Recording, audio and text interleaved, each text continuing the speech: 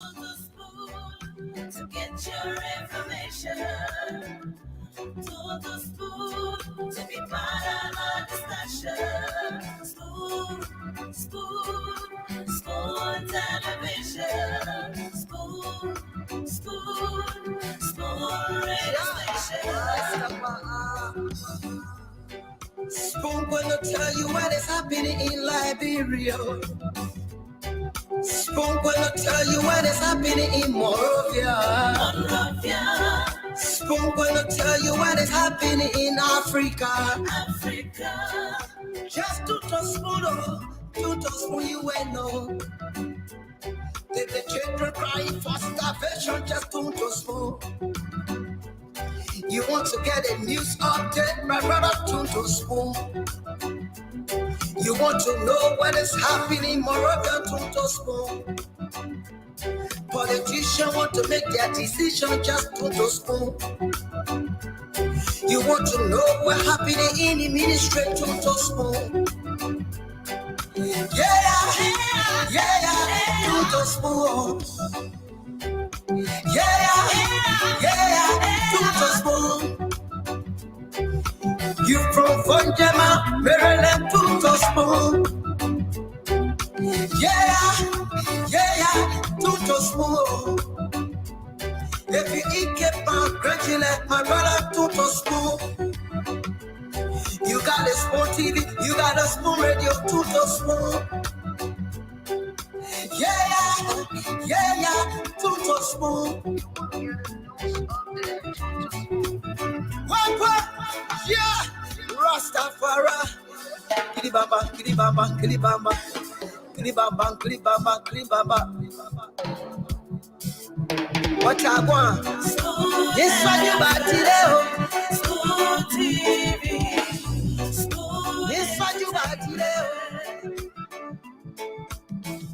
Spoon TV. Spoon TV.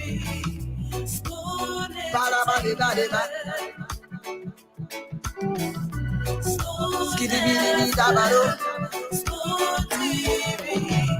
Spoon Entertainment. Kua.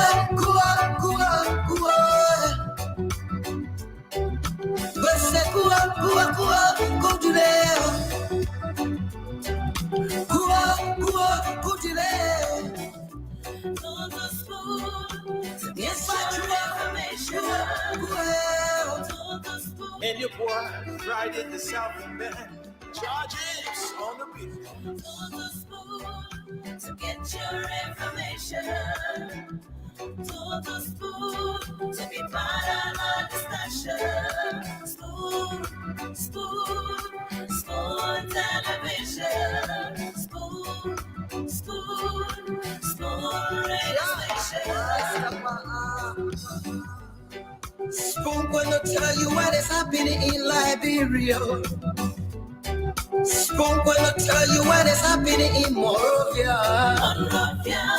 Spoon gonna tell you what is happening in Africa.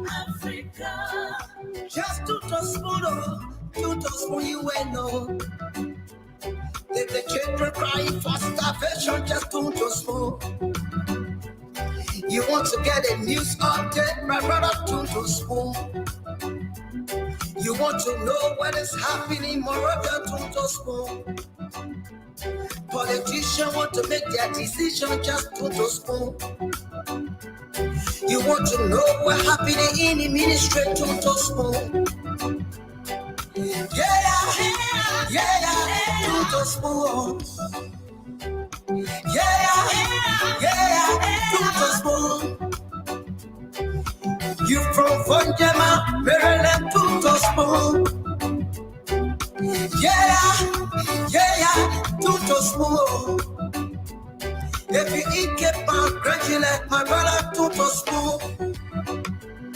You got a Spoon TV, you got a Spoon Radio, to spoon. Yeah, to spoon. What? Yeah, Rastafari.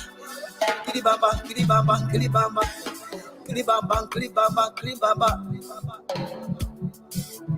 What I want? Yes, what you about today? Spoon TV. Spoon. Yes, what you about today? Spoon. Spoon TV. Spoon. Ba-da-ba-de-ba-de-ba. Spoon. Skiddy-biddy-bee-da-ba-do. Spoon TV. Spoon Entertainment. Kua, kua, kua, kua. Bese kua, kua, kua, go to there. Kua, kua, go to there. On the spoon. To get Yes, your what you information. Charges on the beat. On the spoon. To get your information. To the spoon. To be part of our discussion. Spoon. Spoon. Spoon television. Spoon. Spoon. Spoon radio station. Spoon gonna tell you what is happening in Liberia. Spoon gonna tell you what is happening in Morovia. Monrovia. Spoon gonna tell you what is happening in Africa. Africa. Just to spoon you will know. The children crying for starvation, just to spoon. You want to get a news update, my brother, to spoon. You want to know what is happening, Moravia, to spoon. Politicians want to make their decision, just to spoon. You want to know what happening in the ministry, to spoon. Yeah, to spoon. Yeah, to spoon. You from Vonjama, Maryland, to spoon. Yeah, to spoon. If you eat kepa, congratulate my brother, to spoon.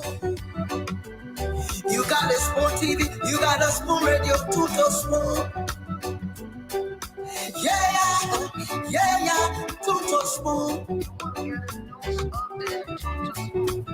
What? Yeah, Rastafari. Kilibamba, kilibamba, kilibamba. Kilibamba, kilibamba, kilibamba. What I want? Yes, what you about today? Spoon TV. Spoon. Yes, what you about today? Spoon. Besetu. Spoon TV. Spoon. Ba-da-ba-de-ba-de-ba. Spoon. Skiddy-biddy-bee-da-ba-do. Spoon TV. Spoon Entertainment. Kua, kua, kua, kua. Bese kua, kua, kua, go to there. Kua, kua, go to there. On the spoon. Well. Information. Folks, let's say good morning, good evening, good afternoon. It depends on where you're following from. Of course, welcome to your favorite program, Spoon Talk. It's the biggest thing on radio and online in Liberia. And I'd like to say welcome. We're live on Spoon 107.5 FM, Fabric 101.1 FM, Super 95.5 FM. And we're also live online on several other platforms, Spoon TV Live, Fabric TV Live, and as well as Super TV Live. My name is Nelson Colette, and I see Minister Fagon is already here. Let me say good evening to you, Minister Fagon, and also to James. Yeah, good evening, Nelson. Good evening, Nelson. Honorable Minister. Good evening. Yeah. What we got? You guys are on the ground. You know what's up on the ground. Tell us what you got. Yeah, so if I go, a lot of things happening in the country. The first big news, one of the things that a lot of people are talking about, especially that they waited for this so eagerly is the one that has to do with the passage of the national budget.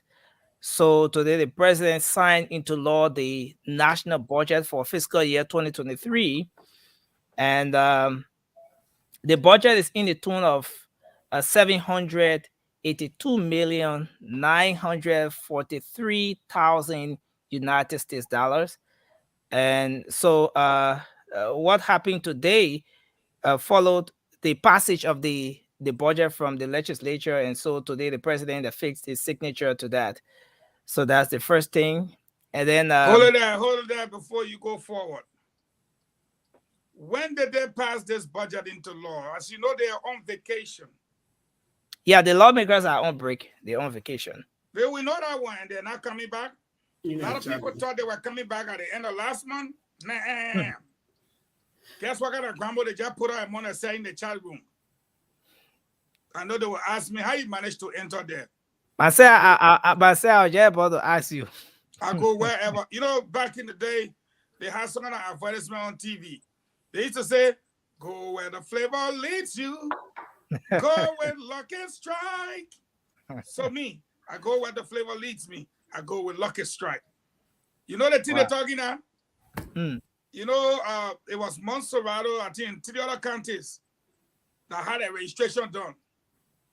The other poor bad grandma, they say, while everybody on break, they had a chance to rally their own people. They too now in the various counties, which I think is a fair argument, to bring them to work and be able to rally their own people down to take them, to the registration, which of course you and I know, looking at my finger, quote unquote, don't bring me to the capital while my men passing and trucking. And nothing will happen here. So it's like they're saying, we will not come back, Jenna, so let us just sit down until the end of the exercise. Yeah, where they coming from? Until the registration process is complete. Good question. And where they coming back for? Just stay there now, let's go with the process. But anyway, the registration process, my understanding is, it's supposed to be done in the last 1 month or so. But whatever the case be, that's the argument. It sounds legit to them. They can do. But when was this budget passed? When? Do you guys know? Because according to what I learned, day before yesterday, they say Albert Check carried from horse to horse. And they say he didn't use car. He was walking. He used Tesla. They go to put him down near the passing area, then he walk. He brought his hat down like this. He walk, he go there, he talk, he do everything, move from there. So when was this budget passed? Y'all who on the ground, call all your colleagues. Go to the media chat room. Go all inside. You got to give us something cool. President Kenya wake up soon in the morning. All we know the budget was in the what you call it? It was on the Senate floor. James Goodell get all the tip that we play from Telon. Samora was talking. They said the Macaulay budget short for. They were short of $40 million last year budget. They didn't pay. Today we just see trouble in West Susani. So today, what Toba gotta do it well? Toba that got nothing to do with what you're talking here. Hey, my brother, you know those are all that old enough now. Still thinking about our president. Because as soon as we see you in West Coast, we think it's a Toba. Francine know what I'm talking about. Toba never wore any other suit besides West suit. Higher. I saw long sleeve shirt with West suit. Somebody was signing. Finatu wore West suit. So I said, don't blame me. Sorry, Jim. Sorry. Don't blame me. That the age. That the age. So, okay. So, depending on you, Nelson, you got to tell us something about when the budget will pass. For the president to sign it today, we want to know. Go ahead to the second thing, then Dr. Francis will be taking over about all the things you know. For all I want to know, actually, we appreciate if you continue. Okay, let me tell you where he go down there on the ground. They can just push. His friend coming. Yeah, his friend. When you hear Colette, and Numpuru, you know, Colette. Nobody need to tell you where they're from. Nobody need to tell you where you're from. 200 Pelek out there. You see how they laughing? You don't be fast. Once you will come, y'all talk. But You know the funny thing is, I have Havel, you have what? Lofa and Bon. Right Wow. down to the middle, both parents. I know you want to hear something from James, but you're not hearing because you and James can never pass a feasible role. You will leave behind. Zaza, the whole Zaza Saraye district. James know that where they pay people from Saraye. But you're not better from Tuta. I was actually born in Jota. How they can call it, not Jota, Jota. No, they got Tuta, Palala. No. Oh, you talking about Palala area? Yeah. Okay, I know what you're talking I about. know what you my man, don't play You know nowhere. Who me? You. I can lose you in Palala. Okay. You know Palala? I know Palala. Okay, you know David Tinta? Hey, Where yes, I do. Hey, I catch a very person where they call David Tinta. I don't know David Star. That's a very popular place, James. Come on. They play all your goal coming from. It's a very popular country. place. Where they came, Jimenez City, all your goal for in the country, that David Tinta. And the man who were called David Tin, I met his son in person. We ate banana together. Wow. You don't know who was David Tin? David Tin was a hunter. Okay, now I'm gonna ask you, who was David Tin? He was a hunter. David was a famous hunter in Bongani. famous Really? hunter that came from Nimba. He came from Nimba. Uh-huh. And he was hunting in that area.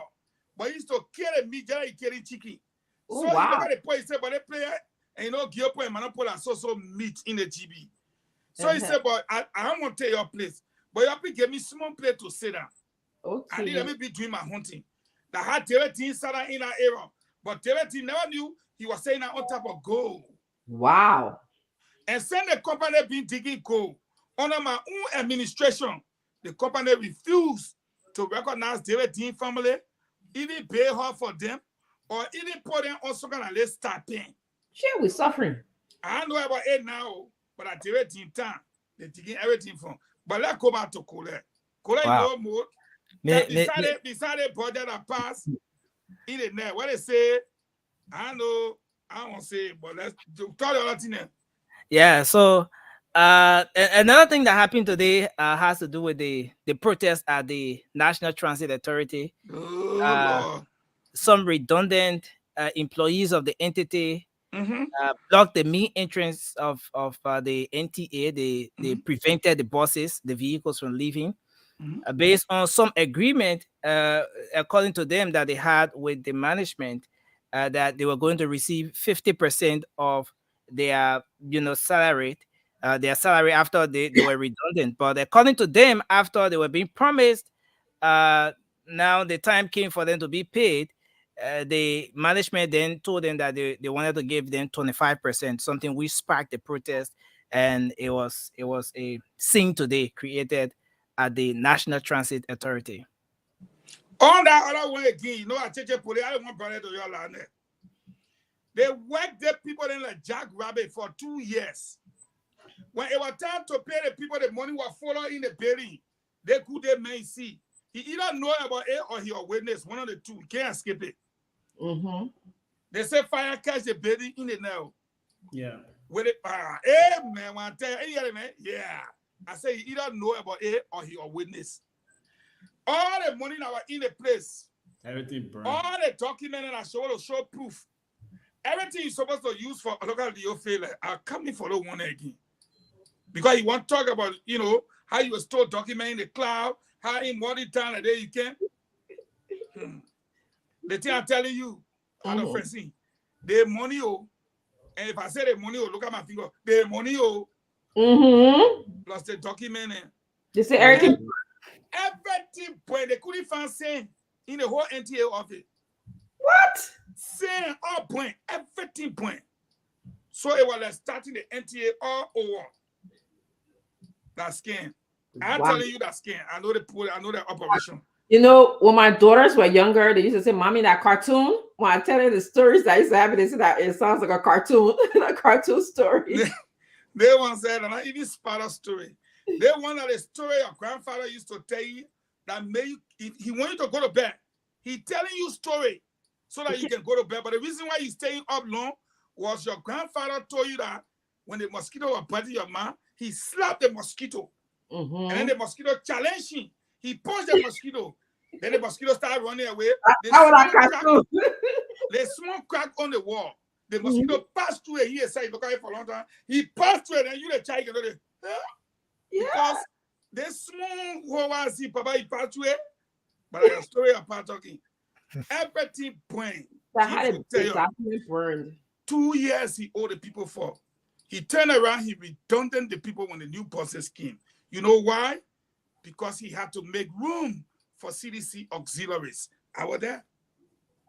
Wow. So in so doing that, they decided that they will run the buses and pay the people.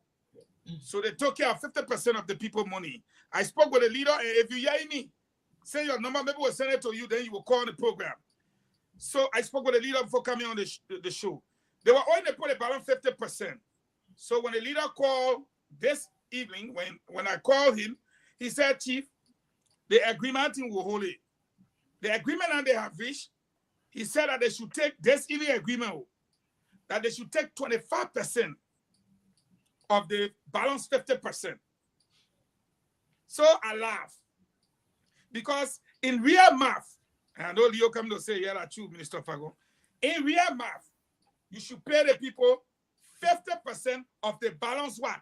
50%, which is half. But now the point you understand the language and I go put scan on paper that they will get the people 25% of the balance, 50%. So if the balance 50% Colette, is $400, and on paper I sign that you should pay me 25% of the balance 50%, and $100 you going to give me? Yeah. Whereas if I say give me 50% of my balance 50%, you will give me $2, right? Yeah. I told you, I said, Picking, I don't take it. They ready for you, they will so good and you're good. Then they say that on Monday, when they are done, they will, when they sign that document and pay the money, the next payment will be made August 31st. I told him, no, Picking, the children need to wear clothes and they need to go outside for 26 days. Then the balance money come for the children 26. So tomorrow they're going. Me, I told them, I said, y'all know me, I can help everybody. That's my advice. Y'all take it or leave it. So that's the agreement they reached that evening. So they go in Thursday, and the leadership, he called me back. The leadership have agreed that the math don't add up. We're going for 50% of the balance 50, and the balance 50% of the balance 50%. Y'all give it to all by July 20th. Get us somewhere again, Nelson Colette. Yeah, so today, following the completion of the voter registration exercise in the first 6 counties, there was a recorded message that we received here today at the Spoon Network of the voice of Lord. the NEC boss, the chairperson, Madame Deviator Brown Lasana, terming the process as a very successful one. And in that recorded message, she disclosed that the next phase of the registration process will take off on the 21st of this month, April. But on the flip side, the Motorcycle and Tricycles Union President John Keon is also calling for the NEC to consider this decision that upon the completion of this final phase, they should open the process to the entire country so that those who did not make it, especially for the first 6 counties, to be able to register, especially considering the fact that there were some glitches, some technical issues during the first phase of the registration process. So, but let me now, since you were NEC, let me give you some kind of inside scoop of the Cheche Pole. Chin can say, why they make it go in the people in chat room and go steal? Gee, I don't go in the chat room. I can be passing by my business, I hear them talking in the chat room. I want a record to reflect. I do not go in the people chat room. I can be passing, I can hear them talking. Now, James is my witness. Kule is my witness. The Reverend Brown Lasana appointed Alvin Teach to be a counselor. That's true. Alvin Teach Jallo. Mm-hmm. Alvin Teach Jallo got his law paper for you. He's an attorney. Correct. Yeah. And he's not certified by the Supreme Court bar or practicing law in Liberia. Mm-hmm. So when he went to the Senate rejected him and sent him back and said, look, that position is for people who know our law, done by our Supreme Court, everything in place. So we beg you, send different person. Instead of sending different person, she said, I will still find place for this guy. And according to the inside scoop, she said the bosses then want the man to take over the nomination committee. Why? Because Alvin Teach Jallo is a CDC sympathizer. And you see Jim shaking head? Jim, now why your man Leo can look at me and say, where do he get his information from? I can be passing your blue. I don't call nobody name. I'm passing, I hear it that the person asked me, I talk it. I don't go in the chat room. Ah, yeah, Penesi Papio. They want para okay leaking from my mom now, just dropping. They wanted not drink and eat ogbono and all I want. She now said the man should be head of the nomination committee. Of course, if he is a CDC sympathizer, you don't need to ask me what will happen. You already know. So if somebody challenged Joel Howard Taylor, the man will just say pass, go. If you challenge another person, the man will just say, hey, you pass, go. That's what she did. And because of that, it has brought a serious situation at neck right now. The men that had that position, even before Jawia, during Jawia and all, was Milton P. Gabi. Anthony Milton P. Gabi. So they nominated him as nomination chair that last night. They tell you that last night news. I was passing when I say what news here to the war. I just hear them talking that the news. The appointment just took effect. She have circulated the letter. So I went to the window, I spy, and I saw the letter. I can even read the letter. Y'all want me to read it? I spy the letter. I read it. I said, oh, is this what these people are doing? Taking sympathizer them, putting them this way. First, you send the man, the Senate saying back. Then you tell the man, he said, no nominee will come to you unless, you know, I am the way, the truth, and the life. No man come out unto the Father but by me. That it is just now. I want to tell you about all I want. What the other one about the wheelbarrow brought before I turned it over to her, she already getting the briefing. Oh, yeah, the wheelbarrow man said they must extend the process. The woman said, when it ain't in Monserrato, even 1 hour, she will not extend it. She said, I don't know if you all heard her, that voter registration will not be extended. So Yana brought in, wheelbarrow brought in. No, it's actually the motorcycle and tricycle union president. My man, I wasn't referring to wheelbarrow boy, but you have to.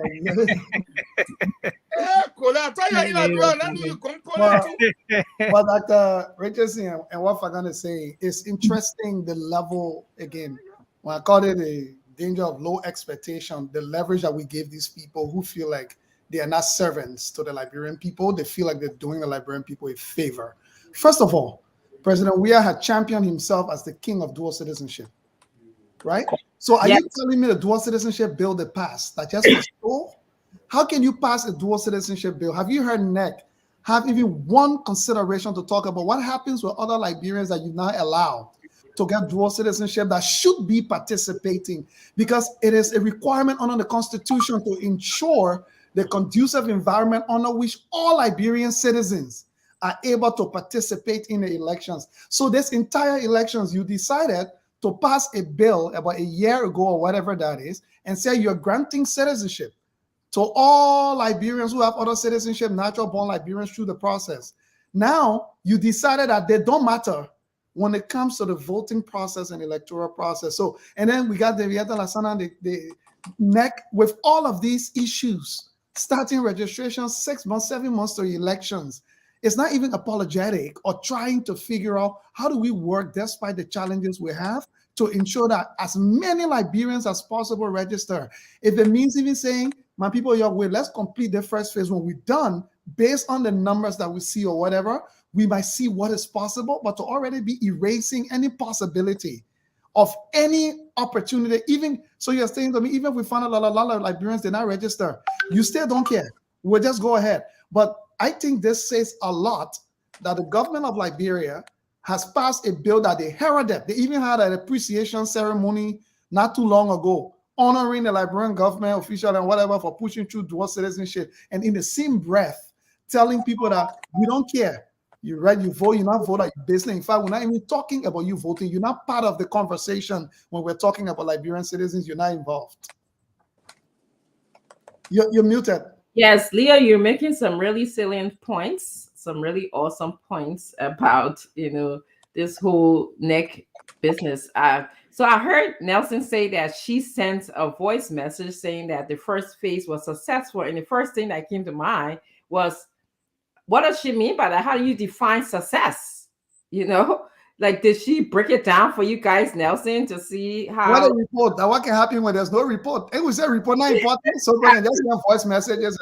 Yes, for report that voice message reporting. Well, I want to welcome Stenton, the former CEO, to the program. I understand a lot of you be our panelists today. Oh, you see, you just see, yeah.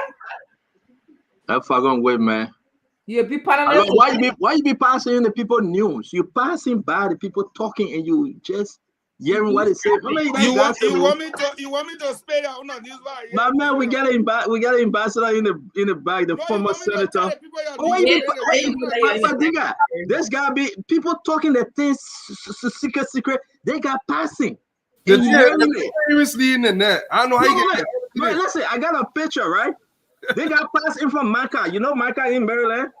But man, we will show that picture. James Philip, get that picture ready before we bring Ambassador John Biden. No, for it. The man, we're in Tennessee, right, Leo? The man, we're in Tennessee. The man was able to capture someone that say he on spring break meeting, but the man eating dumber to Micah place. You have Leo, you muted. You have all the CPP people in there. Celebrating was what the hell going on? And the man supposed to be in Washington, D.C. The man supposed to be having meeting to bring money to the country. Look at the picture. All the CPP people. No. We got our guests for tonight. What's Salamatu? No, Salamatu was the one taking the picture. That's Salamatu. I dare you. That's Salamatu taking the picture. No. You know what they look like? They look like the Lord's Supper. Yeah. You know it was Easter. You know that. It looks like the Lord's Supper. Man, who put it on up again? Fadiga, I will bring in Ambassador John, but listen to me though. Dr. Richardson, I will guarantee you and E. Remy Gray will not be going on the show tonight. Y'all say y'all want to move Samuel 12 from power. Y'all say the man I roll. Y'all say the man I eat all the legends money. Y'all say the men eat all the roll for money. They roll for money the people asking Samuel 12 for every day, right? Y'all say Samuel 12 eat it. Y'all say the men are bad finance minister. Then y'all said that my Liberian people will open the phone line after the Senator John Biden. Dr. Richard say I will go in 2 minutes. Give me 2 seconds. 27 seconds. My Liberian people. You're laughing, huh? No, for real, man. There's no way. Look at Mankind. What is that? Everybody hear that? Mankind, Leo, listen. Mankind is the treasurer for CPP USA. That woman can cook the best peanut butter soup with fufu. Mankind, she's serving as CPP treasurer for Musa Belty. She attending all the meetings in Philadelphia. She said she want Musa 12. But look at the Lord's Supper. Jim, put a picture up, James. Look at the Lord's Supper. Look at the in the middle. Make me laugh that Salamatu taking the picture. Salamatu taking the picture. I guarantee you. Salamatu taking the picture. I don't know how you guys assume that all these people are Salamatu. She taking the picture. Look at my man Joe Smo. Joe Smo said that he fighting for UP. Man, what kind of picking this up? Put a picture up. I see Joe Smo. I will guarantee all the CPP people, all of them, all the ANC people. They are Make not. a case against Samuel Anybody Twer. here as an ANC member. I just say you know nobody that. You can see the people. Dr. Richardson. Those people that are ANC members. Wait. Dr. Richardson. No. Fagon, can I deal with the team? My time running. Oh, I gotta go. I beg you. I get you in the spot small. I let you, Fagon. Jane, put it in now. Let me look at Dr. Richardson's face. Yeah. Let me look at Dr. Richardson's face. I thought ANC and CPP are the same. ANC and CPP are the same, but I said I don't recognize ANC members. Do you recognize CPP members? I don't. Do you recognize? Listen, I get my good friends, Ambassador John Battle in the back. We'll be discussing this issue. But ladies and gentlemen, thank you for joining Spoon tonight. Make this one of your best shows. The reason why we're showing this picture is because we want to bring Ambassador Battle on. He calling for a Bouaka Cummings ticket. But his people from the Liberty Party, other side of Musa Bility said, I might announce to you guys that he will come on Thursday. The reason why he can't come tomorrow is because Dr. Richardson is not on the show tomorrow. He said he a friend of Fagon. So he will come on the show Thursday because Dr. Richardson have to work on Wednesday. She go to the school to teach, and he cannot come and be cast out by Fagon. So he begged to come on Thursday. Now, question to Musa Hassan Benete. Musa, your person are keeping your CPP USA money. She hosted Samuel Twer, the number one man in the country. And they were 12 too. And they were 12. Tell them about No, they were 10. Wait, Fagon. I will do this for Fagon. Dr. Richardson and Salamanti were taking a picture. I will do that one in crew. Do sonta yemu. Mwendo mwaso mwata sipalo pwe. Hey!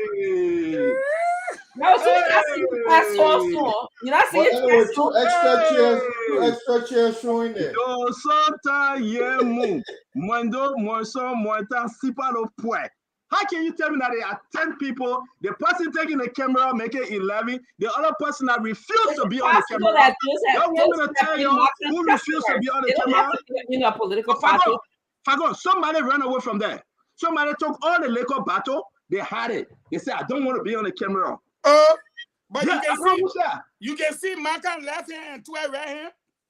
Man, man. Makan left hand into each other like somebody giving somebody something. Ladies and gentlemen, this is.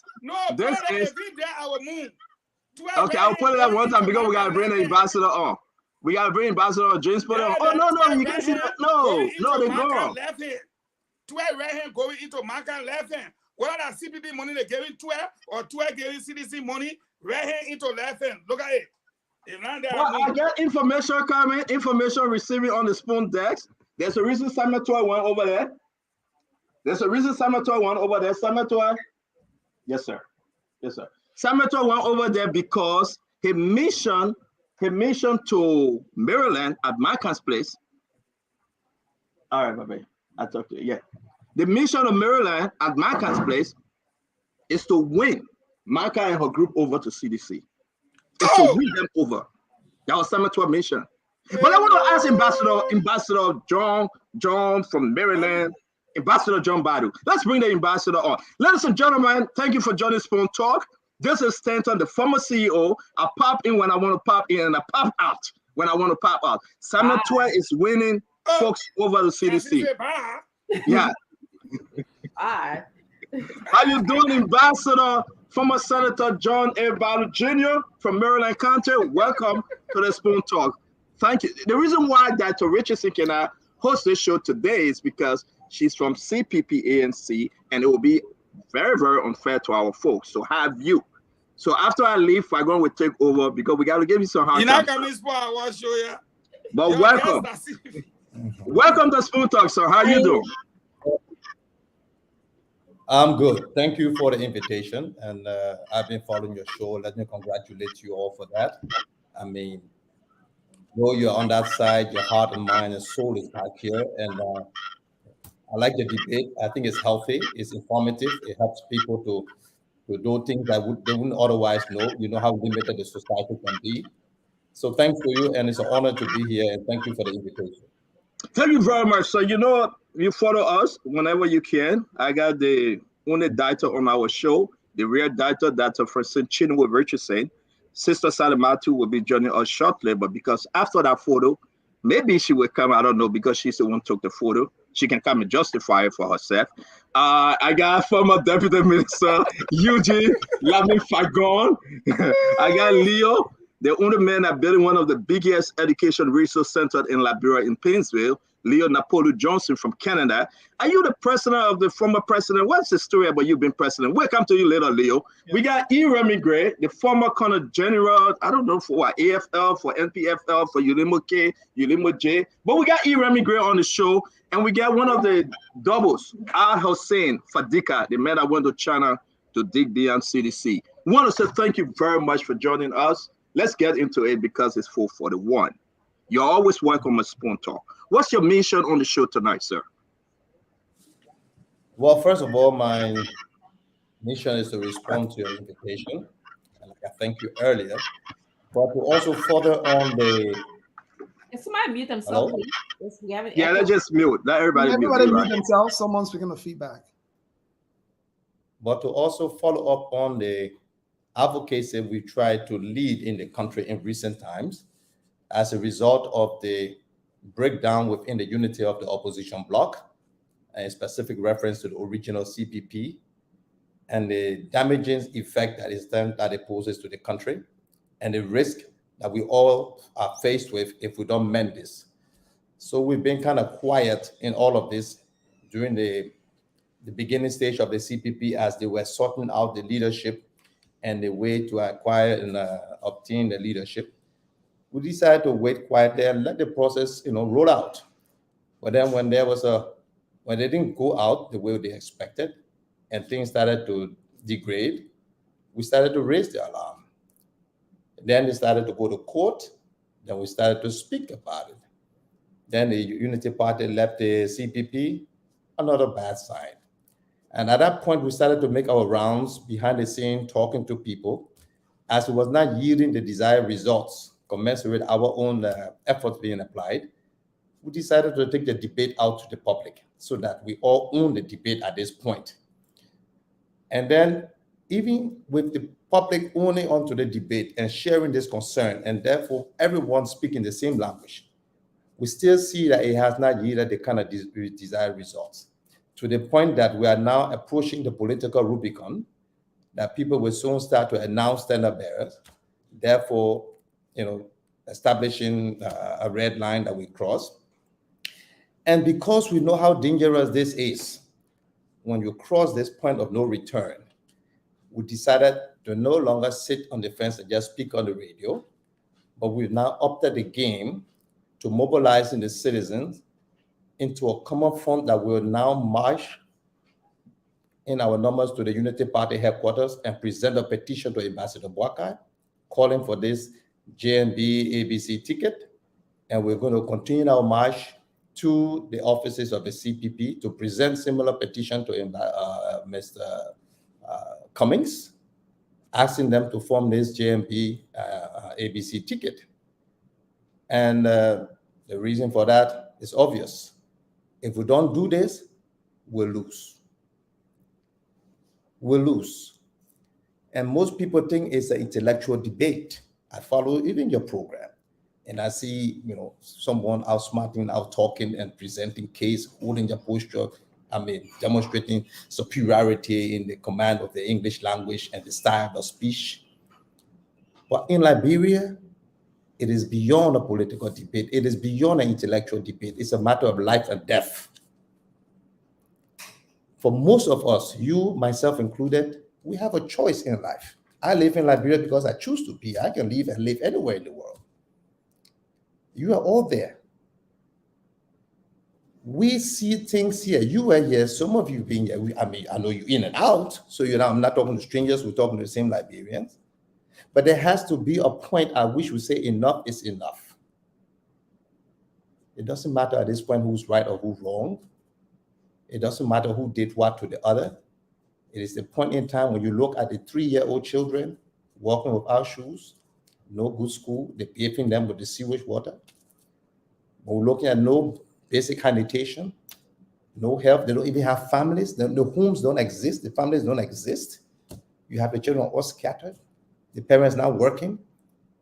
The little salary that they were making, that we left for $150 minimum, has been reduced to $75. They don't even have it on time. You yourself are witness to all of these series of demonstrations every day, protests within the very same government. We're seeing drugs all over.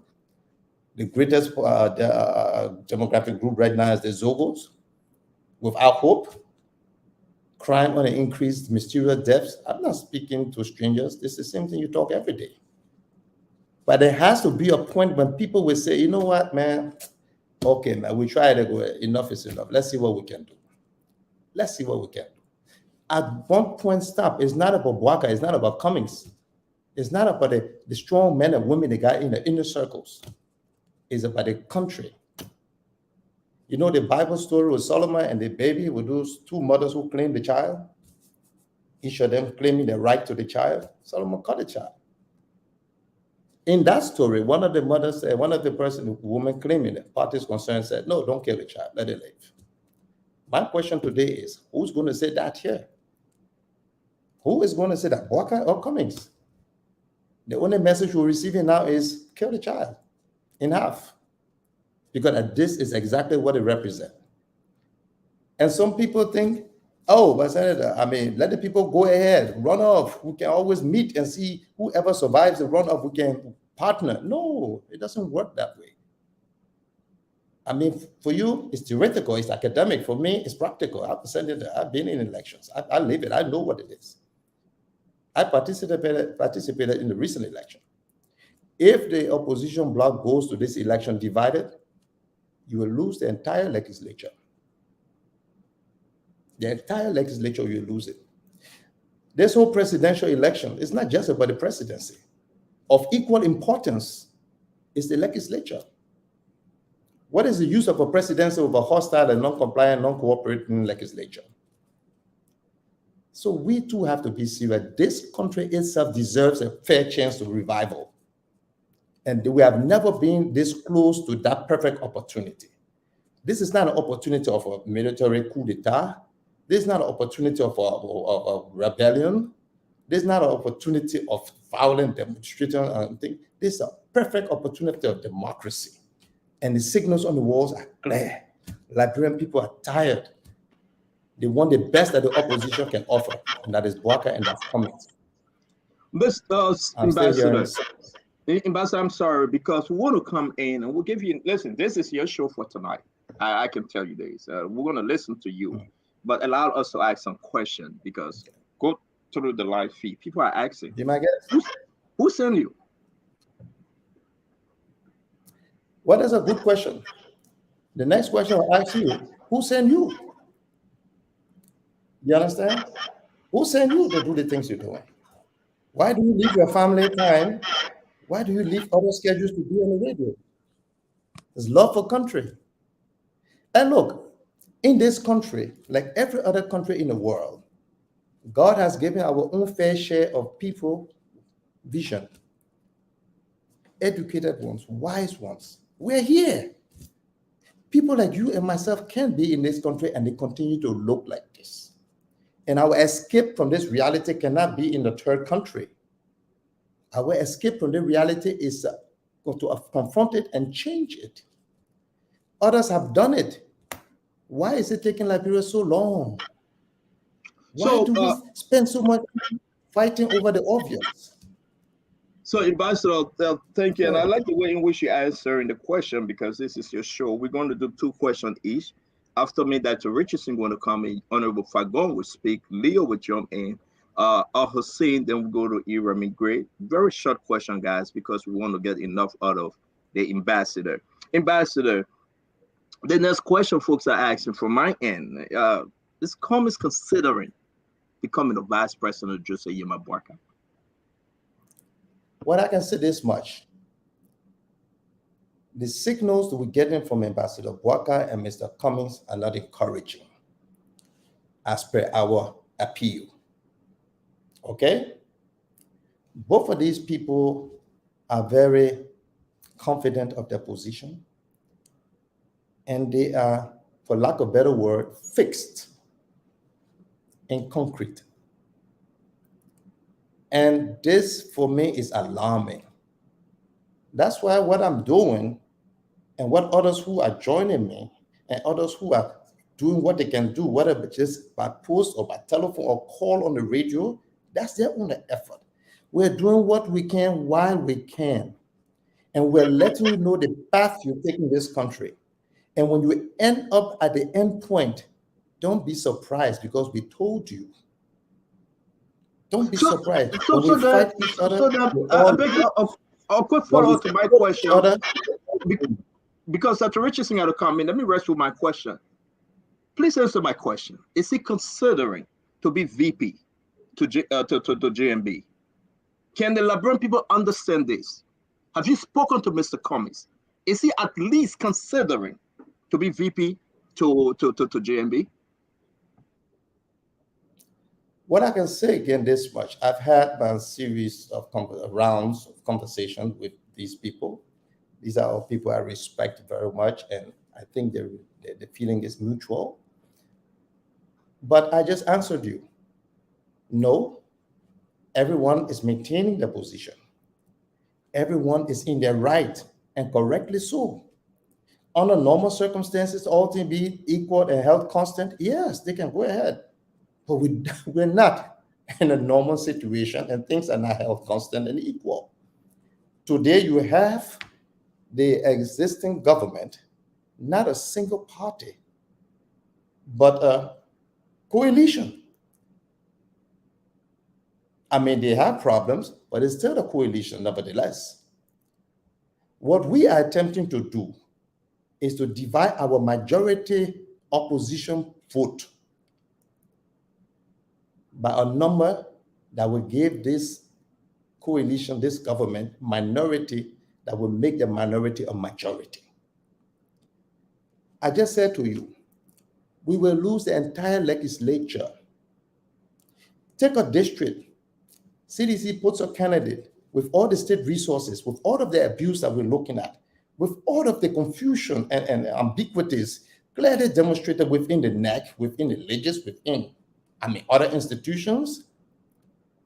With all of these abuses and excesses, they are putting forth a candidate, and you are going to have a Alexander Cummings-led opposition bloc candidate. You're going to have a Joseph Boakai opposition bloc candidate. And with this confusion within the opposition bloc, the floodgate is open. And so Simon Freeman is going to put forth a candidate, Taiwan Congress is going to put forth a candidate, and all these other candidates are going to field candidates. And the CDC is going to field additional candidates in areas that they're not popular, because in this country, unlike other countries like where you are today, people vote on tribal lines, people vote on religious lines, people vote on other religious affiliations other than the right thing. So yes, CDC, in my view, today doesn't enjoy more than 30% of the popular vote in this country. But go and divide the 70% that you have by 3. You have less than the 30%. Go and divide it by 4. And so you will lose. That's a good point, Honorable and then you're going to go off and then you're going to go to the runoff. Still hearing something in the back there. You're still going to go to the runoff. And then you say, oh, when we get to the runoff, we're all going to work together to support this candidate. You are forgetting one thing. By agreeing to that plan, you are sacrificing the legislature. By agreeing to that plan, you are basing on certain assumptions and premises that are flawed. You think we are friends, so we stick together, but we've not been friends, my dear brothers and sisters, for 2 years. Thank you, Ambassador. Let's bring in. I'm sorry to interrupt you, but I got to bring the other folks. You're going in too deep, and we like it. The folks are enjoying you. We're going to have a fun conversation tonight. Dr. Richardson, please, from the Honorable Fagon.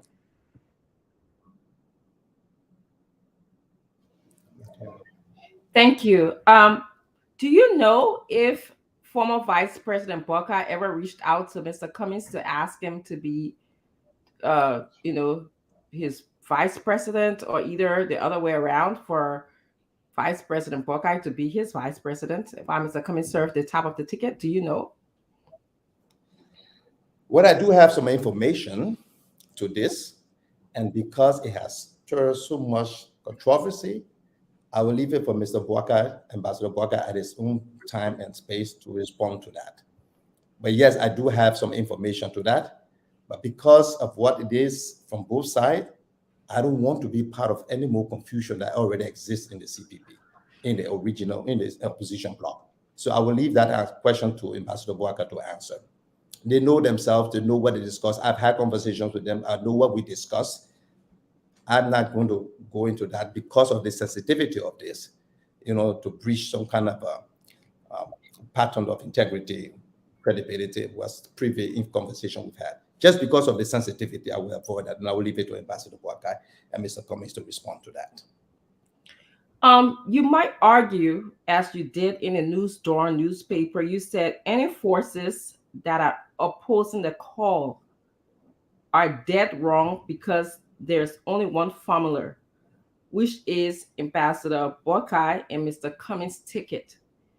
Would you say there are other formulas, including Mr. Buckeye just buying out of the race? Well, if you are looking at possibilities, in terms of possibilities, anything is possible. Mr. Cummings can buy out of the race as well. Okay? But what we're dealing with today, reality before us.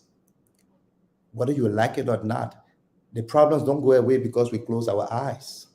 You open your eyes, you stay faced with them. This is where we are. This is the reality we're faced with. Both of them are head-on strong in the position, and they're making progress in that. We haven't seen any of these signals, so we cannot explore possibilities that remain fantasy. So please let us stick to the reality in the interest of time of the discussion. Thank you very much, Dr. Richardson. Actually, I did have a follow-up, but we'll come back. Thank you. The Honorable Dr. Richardson. I think Dr. Richardson should ask a final question before she lost time. If it will please Dr. Richardson, I can answer one question that she posed indirectly. Please do. Please do. The question that why do I say it is a one ticket, indispensable ticket? It's a unique formula. Why do I say that? Do you mind if I answer that? This is your show. You can speak as you please. Okay, so let me answer that. The reason why there's a one formula, unique formula, indispensable formula, irreplaceable formula, is because we need to save this country. To do that, we have to win elections. To do that, you have to unite the opposition. To do that, you have to bring Cummings and Buckeye together. To do that, they have to form one ticket. Are we understanding? Because we cannot field both of them as president. If you take somebody from Buckeye, taking another person from his camp, that person doesn't bring the other half of the opposition bloc together. So then we do not achieve the objective of uniting the opposition. Therefore, we do not strengthen our possibility and strength to win the elections. If Cummings takes somebody from his side, he doesn't bring the Buckeye piece together. I do this all the time. Permit me to do it. This is the CPP. This is the original CPP split in half. Cummings has one half, Buckeye has the other. Only the formula that brings the two together can guarantee victory. As simple as that. Any other thing, no matter how logical, if it doesn't bring these two together, we're fighting a losing game and a losing battle. I have nothing against the options that are being explored by Ambassador Buckeye. I got nothing against them. That's why I don't even raise them in this debate. I have nothing against the options raised that Cummings is exploring. No. Only one approach, that is to unite the CPP. And why do we need to unite it? This is the only formula. Why do I say the only formula besides the explanation I gave you? This has been tested and proven to be effective and winnable. We went for the midterm election with this formula, and CDC won only 3 seats. It was a almost unanimous landslide victory by the CPP. This formula disciplined CDC in Monserrado twice in less than 2 years. Unheard of since the formation of CDC. Why would we want to undo a perfectly working formula at the last minute when the aspiration, hopes, and of the Liberian people were so high and they're still looking up to you? Will this day ever come? Thank you. Thank you, Ambassador. Minister Fagon. Thank you. Let me welcome our guest, Ambassador John Baloo. And let me be the first to state for the record that this is not Mr. Baloo's show. This is the Liberian People Show. Mr. Baloo is a guest on the Liberian People Show. We ourselves, we are panelists. We don't own this show. And as we have, this former CEO has given the show to the Liberian people owns this show. Anyone who comes here as a guest or is just serving as a panelist that can be fired at any given time by the people. Having said that, I heard Ambassador Baloo say, I see someone out talking, trying to out-talk, outsmarting, trying to show command of the English language when it comes to these two people. And I'm thinking, politics is a marketplace of ideas whatsoever. And everybody is fighting their own battle and trying to win. And I find it strange that you will talk about this winning ticket. And I say it when I say I find it strange that you're talking about this winning ticket as if there is no one called Gonglu, or there's no one called Moniba, or there's no other group running for president that make up this opposition that you talk about. But then one time you're talking about the opposition uniting, the other time you're talking about the CPP that comprises of 4 political parties that somehow is torn in half. Help me to understand, what are we looking to achieve here? Do we want a united opposition, or we are concerned about a CPP ticket only? Help me to understand the first part of my question. Well, I think you're absolutely correct. Maybe it's a lack of clarity, it's a lack of proper choice of words. What I mean, the united opposition. That's why everything we say is united opposition. Okay, we just refer to the original CPP because they started uniting the opposition. And so they remain the mothership of the opposition bloc. But I agree with you 100%. No one member of the opposition bloc is insignificant in this exercise. We're all on the same side and belong to one formidable team. So without wasting your time, my time, I agree with you. Maybe we can go to your next question. Oh, the next question is, you said, quote, we will lose the entire legislature. I know that is more or less a passionate appeal, a pitch out there with a passionate appeal, because there's no way the CPP or the opposition will lose the entire opposition. But for the most part, you can look at it that way, that if you look at a simple majority rule, then we're dividing 20 spaces, and then the next man is keeping his just one space, and we're dividing. However, I don't see that. Now you say multi-party democracy. I don't care what we do. 1 or 2 persons will slip through the crack. But I agree with you that we're better off cementing the relationship between the vast majority of the political parties. With that said, I put it to you. You've been following the show. Chairman Billington sat on this platform and said, God forbid, it will never happen. That's the chairman of the CPP. I know you will say that Fagon, he was talking. So we are acting. Let's see how far I go. My question to you. She asked the question, but I thought you ducked the question. And I'm going to force it back on you. Have you met individually with these individuals?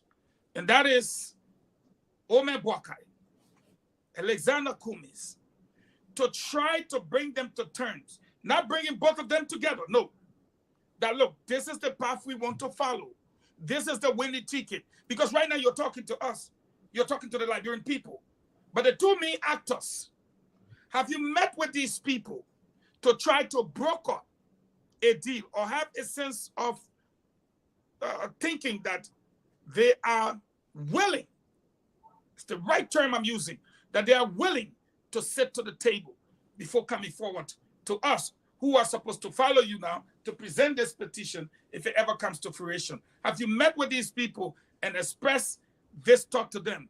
And have they conferred with you that they are willing to sit at the table? Have you done so? Like I said, I've met with them repeatedly.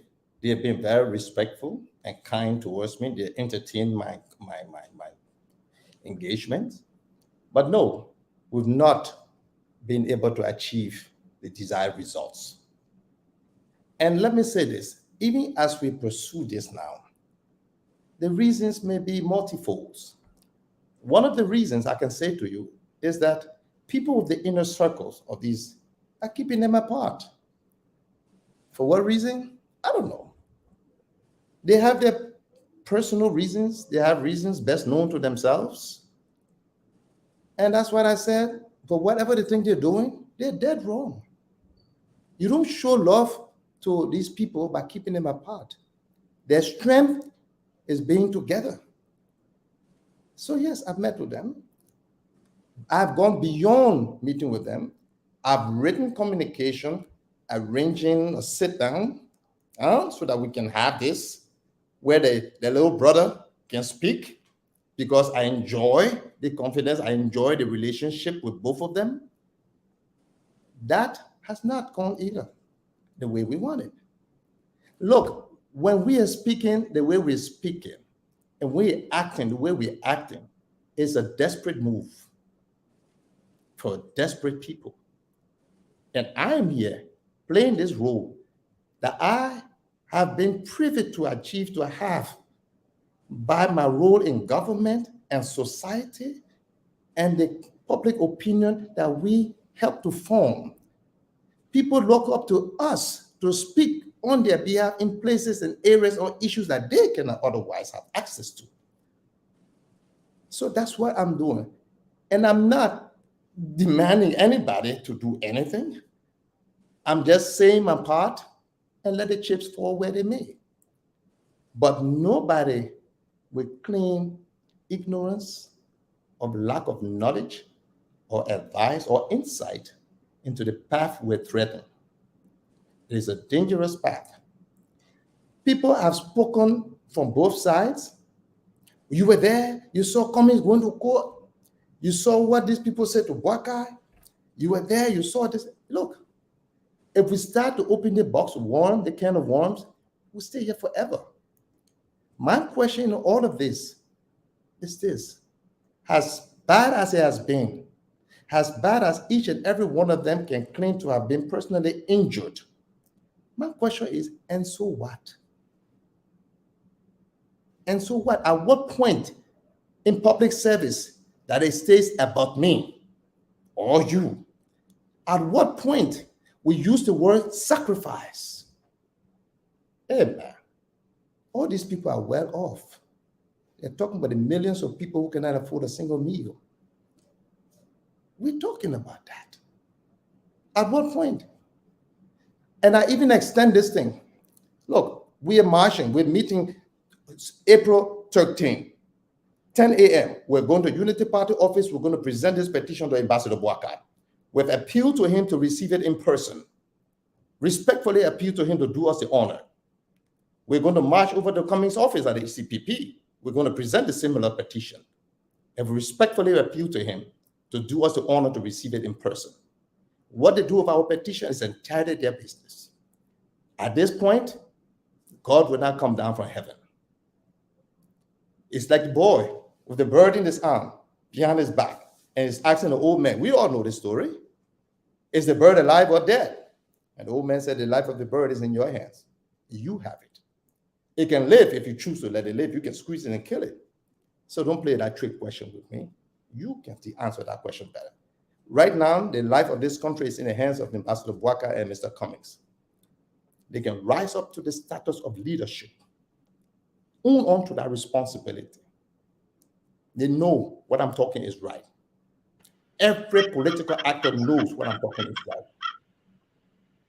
I will make this other passionate appeal to those who have benefited from the united CPP, the united opposition. Those who have won elections from the unity of the opposition bloc, to whom much is given, much is expected. It's like a susu now. You had yours. It's time to pay back. You can't take your susu and walk away. The country needs you. You are the empirical evidence. Your testimony has weight. Thank you, Ambassador. We're going to bring in Leo. Mr. Johnson, your question, please. Yeah, thank you very much. And I must begin by saying, Ambassador John Balut, I have to first of all recognize your consistency on this matter. I still remember when the CPP Wahala was going on and the breakup noise was around the place. You're one of those people who was brave enough to stand up and say this is a mistake, that the problems can be solved. Unfortunately, I mean, voices like yours did not triumph and people went the way they went. But here is where we are today. And here is my question to you. To say that you can ignore, maybe ignore is not the word, but I haven't heard you yet focus on the hierarchies of these parties involved within the CPP directly. That almost look like there's been a concerted effort to ensure that Ambassador Boakai and Cummings don't come together. And I'm talking about both in the Unity Party and in the ANC specifically, and in the Liberty Party, to the point where people were willing to split the Liberty Party into two as a result. And today the Liberty Party is still suffering from that. Can you say that your advocacy hasn't done enough? And by the way, with the focus on Cummings and Boakai as the two figureheads so far, that you haven't done enough because these are not ordinary people. It's not like people in the market just passing and making noise. I'm talking about people within the hierarchy and having influence and within the decision-making corridors of both of these parties that have heavy influence on both of these people out there on a mission to make sure this doesn't happen, while you are here on another mission to make sure this happen, but not even referencing them at all, just looking at these two people. Can you say that it's possible to get to a point of success, ignoring all of these people and just thinking that Cummings and Boakai will find a way to make a decision, excluding the influence that do bear on them within your circles? Well, to answer your question, yes. I have engaged people close to Cummings because, like I said, hey, man, you want to make sure that the people around them understand the logic, understand your message. Yes, I've engaged them. And interestingly, 90% of them, if not 100%, agree with me. You understand? They just find the impossibility of this in application or implementation. Nobody who can disagree that we need to form a team. I have spoken to people from the broadcast camp. In fact, last night, up to 11 o'clock in the night, I was meeting with one person from the circles of the broadcast camp, discussing this very issue. Yes, I've met with them. All the names that you know, I've met with them. Those who I have not met with are people who have not responded to my invitation for dialogue. And, you know, you just said a point. Whether my advocacy hasn't been, done enough. Well, listen, maybe it's not going to do enough if other people don't join in. Look, man, I will keep living. I'm established. It's not about me. You think I'm trying to have a strained relationship with Mr. Cummings or Ambassador Boakai or even with the government? No. But someone has to do it. God, none of us know how long we got to live on this earth. The little time we have, the little breath we have, let's make use of it to serve God's purpose. What better role you can play than to look after the vulnerable ones, the children with our future? This government doesn't even understand what it means by education, by health, basic services to the people. They don't know what it means. I'm leading a group, form a group called We the People, and our major task is to deal with the drugs, illicit drugs in this country. The budget for the DEA has been less than $400,000, and y'all need to open that discussion here. And they cut that budget 2 successive years, period. Now they raised it $400,000 on it in the last budget. $500,000 to deal with the proliferation of illicit drugs inside the country? It's not a joke that the DEA salaries are $68, $75, and 50% of them are volunteers with CDC ID card, and they're all facilitating the trade. It's a joke. 1,000 ghettos right in this small country, little place. 1,000 ghettos. Statistics from DEA itself. These people don't understand. The DEA doesn't have any logistics, no vehicle, nothing to work with. Thank you. This is what we're faced with. You think they understand it? That's kind of an insensitivity to the highest level, considering that they came from the grassroots. These children were all in the streets. They came out of the ghetto, the slum, and they left their kids there. But we're not going to burn down the country for that. We have an opportunity to save the country. We just need to put our act together and do it right. Thank you. So yes, Yeah. to speak to your question, I've met with them and we've engaged them in the inner circles. We've engaged them, and I just don't understand why. Right. Thank you, Senator Balut, for your answer. Either they are some of the most dishonest people, because the public statements that we hear from the likes of the Benin Ure, from the likes of the Costa, from the likes of people within that circle, is the complete opposite of tuning things down. That makes it look like there's some openness to engage. So my last question to you will be this: do you think then, as you spoke on of the CDC government, and your characterization and description of the CDC government, can you now say then the opposition is, if not no difference, but even worse, for the fact that we are at a stage where someone like yourself is begging adults, as you've described it, for the sake of the innocent people, the children, to put their egos aside, to put their personal differences aside, to see what the big picture is, and you still seem to be hitting your head against a brick wall. Can you now say that that same characterization should also be said about them? How much do they care about the plight of the country? How much do they care if, in your estimation, that the future of the country to win it from CDC, given the situation is, will be for them to collaborate on a ticket to be able to save this country, in your estimation?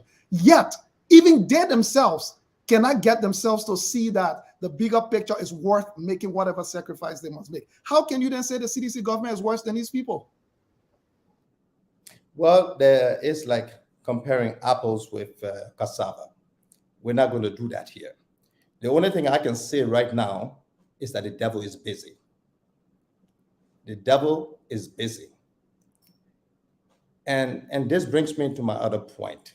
As we elevate all of these discussions and we engage into citizen actions, I'm going to publicly now make this appeal to President Ellen Johnson Sirleaf to play a leadership role here.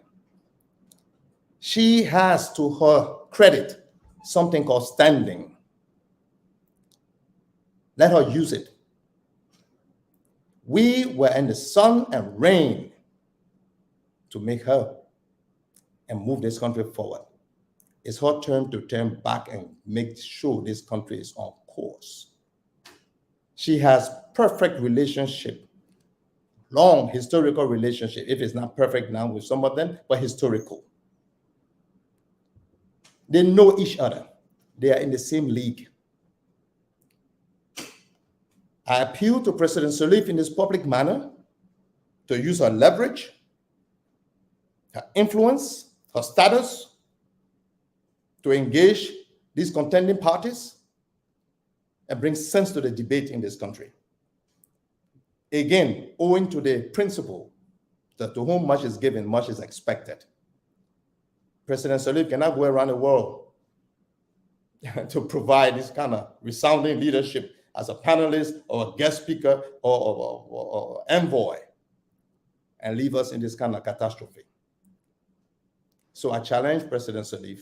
I appeal to her as the mother of the nation, as someone I hold very high esteem, someone I've worked with, someone I've grown. We know each other. She knows who I am. I know who she is. We've spoken truth to each other. And by the way, I have also spoken to her on this matter. She must rise to the occasion, assume leadership, and provide direction in the midst of this national chaos. So having said that, let's move to the next question, please. Yeah, Senator Bella, I would still like to hear your answers. Yeah, just quickly. I would still like to hear your response. I hear your clarion call to former President Sirleaf, and you're right, giving her Well, answer your question. I told you I'm not here to contribute to further confusion within the opposition bloc. No. I'm not saying you should go down that route. No. I heard you perfectly well. And when I answer you, please accept my response as such. The Okay, devil if that is your response, then that's fine. If that is your response, that's fine. is busy. The same way the devil was busy 2017, that Ambassador Bwaka and President Sirleaf didn't make it through. Yeah. And I did the same intervention. I met with President Sirleaf, did everything I could, engaged her. I met with Ambassador Bwaka, everything I could, engaged him. But the devil was busy. Okay. This is a deja vu. Thank you. And this country suffered as a result of that. Yeah, I just find it. Thank you. Thank you. Leo, we'll get back to you. So just Mr. Johnson. on the sentence. I just find it fascinating that the devil can be busy. Hold on 1 minute. Arami, hold on 1 minute. Arami, hold on 1 minute. Go ahead. I'll pass. Go ahead. No, Arami. Go ahead. Arami, 1 minute. We got only one moderator. Please, we'll get back to you. Go ahead. Somebody need to mute them. Somebody's giving feedback on the feedback keep coming from somebody. Yeah, maybe it's from me, but we have to do this because we mute ourselves once the guest is speaking. Before we get to Fadika, Ambassador, folks are asking, they are calling me, texting, asking, are you advocating for JB to be president and Cummings to be vice president? Can you be clear? Is that what you're advocating? Okay. Absolutely. Right. Thank you. Fadika. And whenever you're ready, we can go into the justification for that ticket. Thank you very much, sir. And so maybe I'll probably wait now. Thank you, sir. Okay, let me just tell you this. We have two people here, two persons here vying for the presidency. They had a chance to sort it out through the options provided for within the framework document. That didn't happen. We'll reach a critical path. Either something is done or we all lose. And at this 11th hour, please understand that some of us have to also proffer some solutions. And this is what we say. If these two people are going to be president and vice president, pray tell me, simple logic, who's going to be the vice to the other? Ambassador Bwaka, who's been vice president twice? Ambassador Bwaka, who is in his late 70s? Ambassador Bwaka, who has the most political experience in this country, even the current president? Ambassador Bwaka, who has had more than twice the vote of the collective votes of all of the opposition to combine? Is that Ambassador Bwaka who's going to be vice? Understand the principle of the workings of the vice presidency. That's the president in waiting. You're grooming the president. You're preparing the president to take over. And is Ambassador Bwaka after 6 years going to be in politics? No. The simple logic prevails that Mr. Cummings, a younger person who now enjoys the confidence of the people because of his competence. This is the most competent Liberian I know and one of the most competent in the entire world. God has blessed us with him. I said to people, Bwaka is the man of the hour. He will cause us to win the elections because of his electability, but Cummings is the man upon which we shall build our great nation. That is a team that satisfies all of our concerns. Our concern shouldn't be about just winning election. It can just be that. That's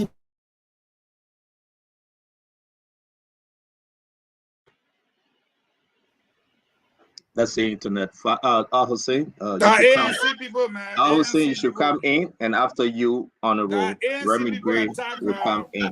No, let me talk to you. Hussein, let me talk to you while he record that though. What are you making of his story tonight?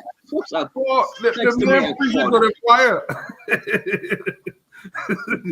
But I just saw myself through this man. The man is saying things I've been talking to people in private and in public. He's saying everything. And you know, one of the unique things about Senator Ballard, when he won his election in 2005, that was welcome back, Senator. Thank you. I'll make my two questions very simple. The first one, I'm sure you can just answer that. Are you going to be running 2020 this year? No, I'm not. Right. You know, and I'm glad you're asking this question because some people say, "Oh, Senator, we understand you want to run, so you want to unite CPP." No, I'm not running. I don't want nothing from this. Some people can do something without wanting anything. The best way to position yourself to remove any suspicion of a hidden agenda is don't want anything from it. I want nothing from Ambassador Boakai. I want nothing from Mr. Cummings. I'm not running. I'm asking them to own up to our expectations, rise up to the occasion, provide the leadership. We are there prepared to lead the campaign of a united opposition. That's all we're asking for. I'm in the private sector. I will always remain a relevant actor in the political stage. No, I will not disappear into political oblivion. No. But I don't have a vested interest other than that which is clear for the country right now. So yes, that's why Cummings has to be there. Cummings needs to understand the body politics of the country. Cummings is the most competent man. I'm afraid of losing this man. I'm afraid of losing him. Nobody else can pair with Ambassador Boakai that can solve the country problem. The country problem is economic problem. Cummings rose up to I just spoke at the Newtown yesterday, Sunday. Easter Sunday, they invited me. I left my family, went in there, came back to my family. I told them, and I spoke about Cummings, stop insulting this man. He's a gift. You pray to God every day. God help us, but God has sent you a solution to you. Don't disrespect it. You bring curse upon yourself. Cummings, I told them to Google Coca-Cola Global net worth. We had an interactive. They Google it, came out $267 billion. That's what this man was managing. What is our budget? What is our economy size? No idiot can reach to that level. No corrupt person can reach to that level. Nobody lacking discipline, lacking administrative order can reach to that level. This man has been groomed by the private sector, the most competitive sector in the society. And I said to them, I am praying to God that Cummings doesn't give up on this country because of the way he's been treated. Cummings' place is in the executive mansion, but the path to the mansion will not be by popular vote, it will be by strategy. Next question, please. Fine. The reason I threw that question out there, when you came to power in 2005, that was a tough time. We had just come from civil war. I know you tried 1 or 2 times and you lost. So if anybody know about election, it's you. You actually know you've been at it twice. I hear you. I've been saying everything you're saying. We've been saying the same thing over and over. So I won't go there. But my thing here is, how will this work? A lot of people are scratching their head, especially knowing for the world that the CPP was broken apart. They still managed to put it together. Or the UPP is standing there wanting to run. For me personally, I'm nervous with them going under the UPP. How do you think this will work? Will they be under the UP, or are they going to have something like the CPP or an independent? That was another thing that was out there that came to mind this morning. An independent ticket that both of them just run as an independent ticket, quickly draw out some framework document and just take this to go barely six months to go. How do you think this will work? I mean, I hear what you're saying. I got no other question because I've been saying the same thing, pushing that same line. But we need to know, the devil is in the detail. We need to know how will this work? Who want to be on who? I know Boakai will be, we want Boakai to be the head, but how would this work? On what framework document? Possible framework. Well, you rightly said the devil is in the details. I'm not particular right now about the how. I'm speaking about the what. The what, we need to come together. You can figure it out. But even as I call for the what, I propose a how. And a little bit outside of that arrangement you're speaking about, I proposed that. And I have a 9-count proposal that I submitted. Again, to Mr. Cummings and Mr. Boakai. One, I said, Boakai goes as standard bearer of the United Opposition. Cummings goes as vice standard bearer. Yombly is propelled into the legislature as the pro tempore. There is an MOU that is signed that guarantees that after Mr. Boakai, Ambassador Boakai, that Alexander Cummings will be the next standard bearer. That we have an MOU that is signed that guarantees when Ambassador Alexander Cummings' term reaches, that he will take his vice standard bearer from the Liberty Party. MOU is signed that guarantees that they are going to unite, make all effort to unite the Liberty Party. MOU is signed to ensure that the ALP is significantly involved in the governance of the state and all other opposition parties. That is a proposal. That is a proposal that everyone finds himself somewhere and they can go away with something. This is bringing the dream team to bear on the country.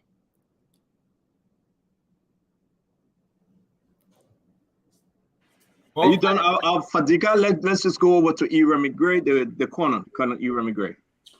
Senator Balu, thank you so much for your leadership on this issue. Very few individuals will be able to see on this issue selflessly as you are doing now. I've gone back as far as 2-3 years ago and I've seen your advocacy, and it's taken a shape. Eventually, people fail to realize that there are certain prices people pay in politics that you can say this is the sacrifice I've made, whether it's Nelson Mandela, dragged to jail and spent 24 years plus of his life, whether it's Madam Salif, dragged, nabbed, and sent to post-stockade or sometimes Bela, whether it's even Jesus Christ. People are paid certain prices because that's what politics is all about. And I've seen folks are taking the situation that occurred with Mr. Cummings as though there will be no room for reconciliation, no room for forgiveness. And my question to you is, do you see any reason for some level of apology or some conference of reconciliation between those parties who took Mr. Cummings to court? Nab his character, dented his character, so to speak. Do you see that as the starting point of this reconciliation or this coming together that you're advocating today?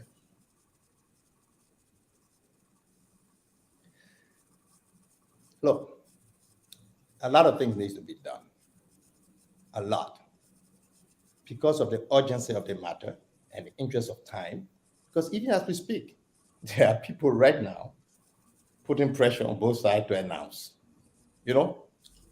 This thing is getting embarrassing. Let's announce. People pressure starting to bear. Let's announce. Because like I said, then you cross the political Rubicon. So what is a conference? Hey, man. At some point in time, we need to take 2 steps back and ask, who are these guys? What's the relationship?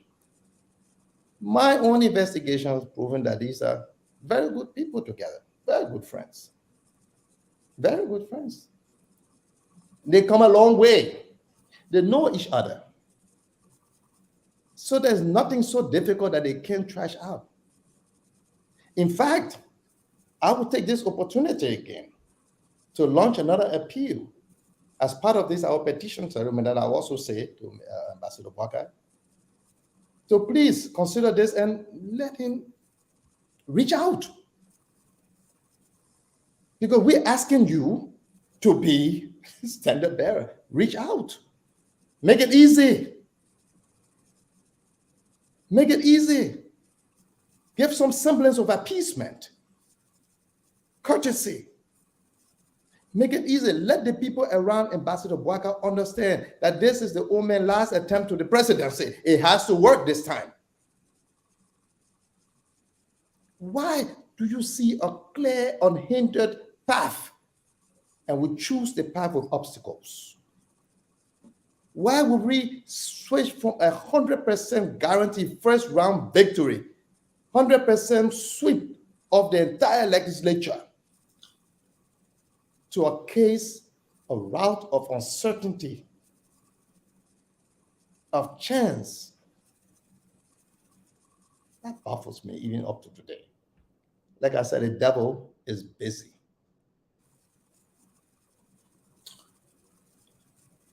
Let me close my line of questioning by saying,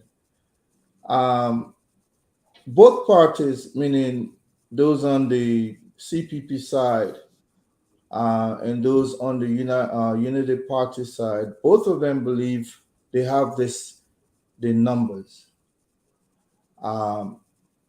They choose to go separate because each of them believe they can win the election by themselves.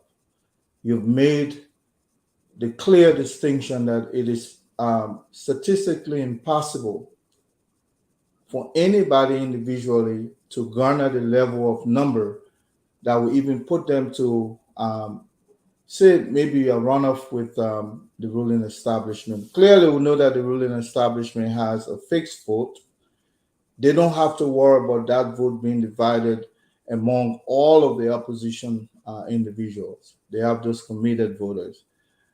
My question to you, do you think either of these two people ever stand the chance of running on their own and winning this thing? Well, it's risky. I wouldn't bet my dollar on it. Okay? It's risky. And why would you want to do that? At least I know that Bouakai or Cummings, the devils will know if I'm either Bouakai or Cummings. How well do you know the journey you guys come that you're trying to incorporate? How well do you know that? We're talking about the vice presidency of the country. How well? Now, I do know for certain that Cummings represents the best chance of economic revival. He's the best chance for a foundation of a modern state. That's who this man is. I know him. The little I know of him. And let me say this also, because some people think, oh, this person can bring the number. Nobody can give you numbers equal to what Alexander Cummings can bring to the table. And let me tell you why. Alexander Cummings today is the fastest growing politician. He's the hardest working politician. Yes, he had 125,000 in the last election. Today, he doesn't have less than 200,000 votes. And it's still a couple of months before election. The Liberty Party, represented and influenced by Mr. Ability, doesn't have less than 100,000 votes. We're talking about 300,000 votes, collective votes, in a basket. Potential. That is the boost that Ambassador Bouakai and his partners. Sir, are you estimating these figures, or are you estimating these figures yourself, sir? Let's try to bring in after he will come to you, Fagon, please. I want to bring in Salabatu. I just wanted to know if he was estimating them just by reasoning. No, I can answer him. Just hold our answer, Ambassador. Let me bring in Ambassador, please. I got to bring in Salabatu because she just have only two quick questions. You see her in the call, but just to be clear, somebody else driving. She's not driving, so she have time to ask a question. Salabatu. Yeah, hello. Yeah, I'm so sorry. It's just been a busy week, so I apologize. And Ambassador, thank you so much for joining, and thank you for at least taking the lead on what so many people have been calling on what to happen. I am a member of the CPP by way of Liberty Party. I strictly support Mr. Cummings for presidency, the upcoming presidency, the president election in October. So I just want to get that part clear. So the questions that I want to ask, one, we know the CPP was created for exactly what you're saying, the collaboration. There was a certain structure in place. It was chakla, let's put it that way. Chakla, people did things to people separated. Now we're hearing, they should have this coalition, which was pretty much the CPP. And my question to you is, what exactly do you think they should do differently to get this coalition to work? That's number one. Because I guess a lot of us from this generation, we're about accountability. And while we don't want to dwell on what has happened in the past, we also want to be able to learn so we don't make the same mistakes. And in doing that, it comes accountability. If you feel somebody did something to you, you voice it. If you feel you didn't do it to them, you apologize and say, that was not my intention, which none of that has happened. But yet we're still on this thing that, let everybody move on. So my first question, of course, is what exactly do you think they would do differently or should be done differently to ensure a collaboration?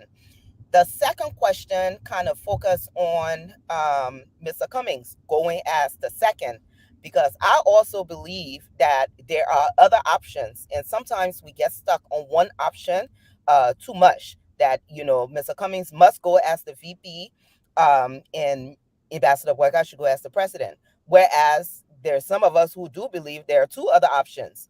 Either they do go their separate ways, and whoever make it to the second round, which they're doing now, whoever makes it to the second round, everybody lobby behind them. And of course, the other option is for Ambassador Boyka to endorse Mr. Cummings to go as the first, and then he sits this out. Now, there are some partisans on the other side who have really, they've been kind of downplaying Mr. Cummings' ability to govern. One thing we keep hearing is, he missed a 7%. He ain't got it vote. So what exactly makes Mr. Cummings so important to this collaboration? Would be my second question. Keeping in mind how people are trying to brand him as this, he's new and he only has 7%. So what will be his significance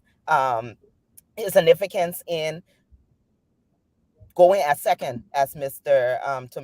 Boyka? Those are my two questions. Thank you. Well, thank you. I think I tried to address some of your concerns earlier, but I will just go over it. Take the last one first. Why is Mr. Cummings so important to the exercise? I just told you, if we're discussing Cummings today and the support is overwhelming in the country, it's because he's a significant figure. The Liberian people, we know what we want sometimes. So we know that, hey, Boyka, we're supporting Boyka, but we want Cummings. We want continuity. We want a younger, more vibrant person with a specific expertise that can buttress the effort of the old man. Cummings is important. I have referred to him as the most competent. So, and let me emphasize this, because sometimes when I say he's the most competent and I refer to Ambassador Boyka as the most electable, people say, well, are you saying Ambassador Boyka is not competent? No, he has his share of competence, experience, exposure, and all of that. Cummings has the same share of experience, exposure, all of that. But when we are talking about which area each of them possess, advantage, comparative advantage, no doubt. That's why it's important to have someone like this there. He is important. That's why I said to you, Cummings is not the same Cummings said yesterday. He is not 125,000 votes. He's the fastest growing politician. He doesn't have less than 200,000 votes. His name is widespread. We're discussing it. The only reason why he still has some obstacles because it's in conflict with the name JMB. But if it was in a complementary passion, would have shared equal. If it was just buttressing, complementing, it would have been a different story. Now you say they go separate ways. My dear, if they go separate ways, you will lose the legislature. Cummings fighting, we are fighting Boyka fighting Cummings, fighting we are. political playground. Anything can happen. We lose. ANC, CPP will lose all their legislative seats. Unity Party opposition will lose all of the legislative seats. We saw it happen in Lofa, the least expected place. It took long for that reality to dawn on the understanding of Ambassador Boakai. And why did we lose? Not because Ambassador Boakai is not popular. He's the godfather of Lofa. He can win 95% vote any day. We lost that election because we were not united. Sumo Kupi, my esteemed colleague, is a regional Unity Party man. Marama Fofana, Unity Party woman. Cyrus, Unity Party. These three people alone, their votes went more than 10,000 votes. Things that we could have avoided if we had reconciled the differences and not let the devil take the day. God so loved this country, he gave that as a test. If you don't do this, this is what you have. So no, they can't go separate ways. Anybody advising them to go separate ways is doing a great service to the CDC government. It's a gift on a silver platter. Then you spoke about on what premise, on what format, which comes first. Shouldn't people be apologizing to this? Listen to me, I'll say this much. And I hate to bring this because I consider all these things distraction from the issue at hand. But today we've spoken about what Cummings endured, and I spoke against it.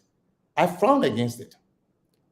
I called them stabbing the CPP, the opposition bloc, in the back, to the dissatisfaction of people from my own political alliance.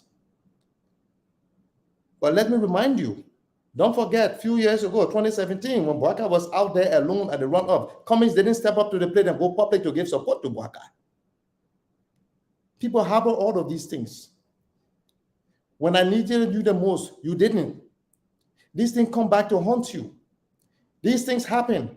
Don't open the can of worms. You don't want to look into it. Don't open the Pandora box. You don't want to see what comes out of it. Let's look at what is ahead of us, what unites us, what we stand to gain, instead of focusing on what divides us and our differences. We have a whole lot more in common. Paramount of all of these is love for country. Let's focus on that. Let's capitalize on that. Let's build our resources, combine our resources. Let's move this embarrassment of a government from our head. Thank you, Ambassador John. We're gonna, yes, ma'am. We're gonna do one question each. Go ahead, sister. Yeah, I'm sorry. I understand what Ambassador Bella is saying. I think my question is, whatever happened, happened, and it didn't work. So what are we prepared to do differently to ensure that the coalition work? Yeah. I think that's my main thing. Yeah, no, because feelings are hurt. We say, okay, let's leave it alone, let's move on. Which is not, I mean, it's not ideal. But nevertheless, let's say they pretend to move on. What exactly should happen what should we do differently? What the Ambassador Boakai, Mr. Cummings should do differently? Or they should just go and do exactly the same thing we did with the CPP before, just putting aside all of our bad feelings. Is that what you're saying? Well, you made me laugh just now. You went to elaborate English. You said, let me speak the English. Oh, yeah. It was giving me hard time. So let's put it this way. Let's put it this way. What can we do differently? Mm-hmm. I've challenged Ambassador Boakai today to reach out. I've just done that on your show. I've challenged President Sirleaf to provide leadership in this chaos.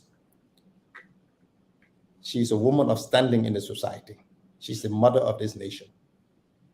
Let us use her leverage and save this country.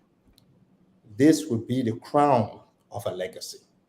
She has an opportunity to do so. Let her do that. We're counting on her.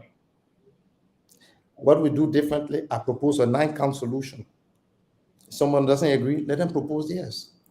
But I have done something. Look, it doesn't matter at a certain point who's right or who's wrong. All you need to do, look at the little children with a little backpack walking in the rain, going to school that they got no proper education from. What are they going to become? Their lives are in our hands. They will be what we allow them to be. I think we can make them better citizens. If it will require sacrifice, then so be it. Thank you, Ambassador John Balud. Let's just do the real quick because we have to take phone calls tonight. Leo will be leaving at 6 p.m. So we'll give him a chance to come in after. Then we'll do the round two of one question each. We hope to have you back again, that we can discuss the part 2 of this story. But real quick, in the next 2 weeks, we are hearing from the UP camp that, well, they're going to be making their announcement. You advocating, you trying to bring folks together to have that one system for the opposition. But Unity Party, Ambassador Jose Yima Bwaka, meeting folks. He was in Bon County, planning to go to Grand Bassa County to meet the Bassa people. He will be making his announcement, names on the table. He will be meeting with his partners that will include Yombib Kanga Lawrence, Abraham Darius DeLong, Ben Nayure, if possible, Jeremiah Kuhn, and the MDR, probably Prince Johnson, Prince Moyi, and all the key players that's surrounding JMB. If the announcement is made, they say, listen, we have listened to you, Ambassador, but we just can see eye to eye, we're moving on. Will you accept their tickets? Will you work along with their decision? Then we'll go to Leo Napolo Johnson to come in. Go ahead, sir. You mean a ticket other than what you're asking for? Yes, sir. What I think what I can say now is that I'm dealing with what's before me. I know no candidate, no vice presidential candidate has been announced. There's still hope for that, and I remain optimistic. Even if there's 1% hope, and I will engage that prospects. Anything else, we'll cross the bridge when we get there. Leo, real quick, let me take 10 seconds. You said you met with some folks on JMB camp. Did you meet with the party leaders, or you met with the JMB camp itself to speak to an individual? Well, I will say this much again. I'm very careful as what I say, so as to not follow the divide. But there are some people I have reached out to and have not responded in the affirmative to meet and discuss. They have agreed, they have set appointments, and they've not. I follow up with them 3, 4, 5 times, and they've not. You know, these are all strategies too. You know, I can't go in front of Senator Balud, man. It's going to be tough. Hey, Senator tomorrow, and then after that, the ambassador. I can understand that. You know, in this country, and I say to our people, this is dangerous pattern we've developed. Our people suffer from a syndrome in this country that says my mind is made up, don't confuse me with the facts. You understand me? We don't want to entertain information that can alter our position, even if it's the right information. So we go into it, man, the die is cast. But there are consequences. And this country will keep going backwards because of this kind of attitude. Thank you, Ambassador. Thank you very much. I don't have a gun. There's nothing we can do. We're just speaking logic and reasoning to the people. Thank you. We're making the case. We're putting the facts before you. We're letting you know. We're exposing you to the risks. Choice is yours. Thank you, Ambassador. Mr. Johnson? Yeah, thank you, Ambassador. Thank you for taking on this issue. Like I said, the critical analysis and answers that you are providing. And one point I will take from you, like you said, is the fact that when you try to put the facts and critically analyze them, people get upset if the chips don't fall in their favor, even though you're critically analyzing the facts. That's one thing we know in our society. And most of our leaders have promoted that culture as we've been seeing it. Here's why I'm sitting here baffled and still confused. That in 2017, we saw the same scenario play out in a different way, where the team could not rally everybody together under the umbrella. And as a result of that, when Ambassador Boakai picked his VP, the Rick Monroe that came from there eventually showed up at the polls and CDC was elected. We're in 2023. And like you said, the devil was at play then. Let's see what happens with the players. We're in 2023. And what baffles me is that the caliber of leaders that are involved, someone like Ambassador Boakai, his long history of leadership in our country and experience, I'm baffled that everybody else can see this as it happened in 2017 till now, except these two people. I'm putting a lot of emphasis on Ambassador Boakai because, in my opinion, based on analysis, he's been vice president for 12 years. He's been around the Liberian political scene much, much longer than Alexander Cummings can even dream of. How come Ambassador Boakai himself cannot get himself to the place of seeing that, like you said, reaching out to Alexander Cummings, especially since you want to be his standard bearer? It's very clear. If you want to be the boss, reach out. I'm shocked that yourself and other people can see this and are pushing this, accept these people. But at the same time, we still say these people are astute leaders. They got it figured out, and the devil is busy. Can we help them to fight the devil this time around so that the devil doesn't win? But they themselves need to be the first on their knees. How can we get them there? Yes, we can help them to resist the devil. You can announce my march to the Unity Party office on April 13, 10 a.m. We're gathering to petition Ambassador Boakai. We're moving on to the CPP office to petition Mr. Cummings. That is something we can do. Citizens and people who are listening to this can join in us. Let us do something about this. It is about our lives. It is about our lives. And to respond to your question about Ambassador Boakai, Ambassador Boakai is a good man. I know him. I can attest to it. He's an astute leader. I can attest to it. Sometimes politics has a way of bringing the worst out of us because of some of the engagements with the political actors. So we don't even recognize some of the things and the way we're going. Mr. Cummings is a good man. These people are the best that this country has to offer. They are the cream of our society. The devil is busy. It would take one, let me help you understand this. Sometimes I give the little example to people with this confusion.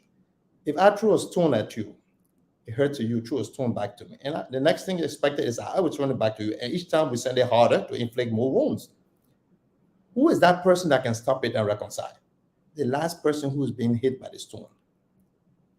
You can hold the stone and say, look, man, you bust my eye, man. Damn, but we have to stop this. Can we talk? You control it because you were the last hit. You control it. Someone has to assume that role. It can be Mr. Cummings making a call, big brother, let's talk. It can be Ambassador Boakai making a call, small brother, let's talk. Man, this is Liberia, man. We're not strangers. We have our Liberian way. We have a way to reach out to each other. We are not strangers. Especially two people are not strangers. Where there is a will, there is a way. Let them develop that will. Because at the end of the day, who are you without the people? They satisfy the quest of the people's desire. Thank you, Ambassador. We're just trying to press on time because we will be going to the phone line. Leo, thank you very much. Fagon, you want to come in? Dr. Richardson, I want to keep you to take us to the phone line. Please, Go ahead. I was coming. You come in next. You come in next, Dr. Richardson. Go ahead, please. Yeah. Question regarding the formula that you're presenting. Your formula is that JNB is the head of the ticket and Cummings is the vice president. Have you ever engaged in any kind of civic education of the Liberian people? Short of you said you were in Nukutown this past weekend. I feel that there's a group of people that are left out of this whole formula, which is the Liberian people. I keep on hearing your strategy. After that, we're going to have Mr. Cummings as president, and then somebody will be pro tem. But then, what about the Liberian people's democratic right to select their leader? Well, let me say this. What I'm doing is exercising my right, and I'm proffering a solution. Every Liberian is free to proffer theirs. You are all free to do yours. it shouldn't be like this woman who cooks the pan butter and offer you, and then everybody says, oh, she doesn't know how to cook, but at least she cooks something. You would never cook anything to offer. Nothing stops with me. And who are the Liberian people you're talking about? The people who share the sentiments that I express, who are today preparing to march with me, who are today prepared to form part of the group to petition these people. That's the Liberian people. That's the consultation. And do they have the right to choose their leaders? Yes. These are the leaders they want. They want both Bouakai and Cummings. They don't want to have to choose between the two.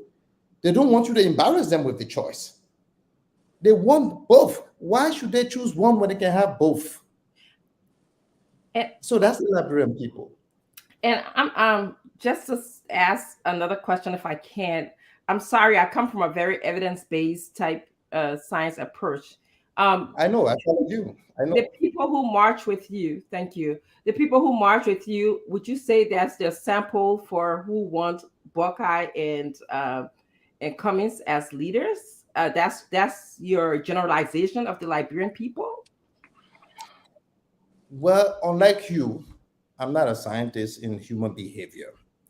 So I will not try to play the technical game with that. We're just reducing it to our simple politics in Liberia. We want to help these people to narrow the differences, come together and move forward. Those of you who want to join us, come join us.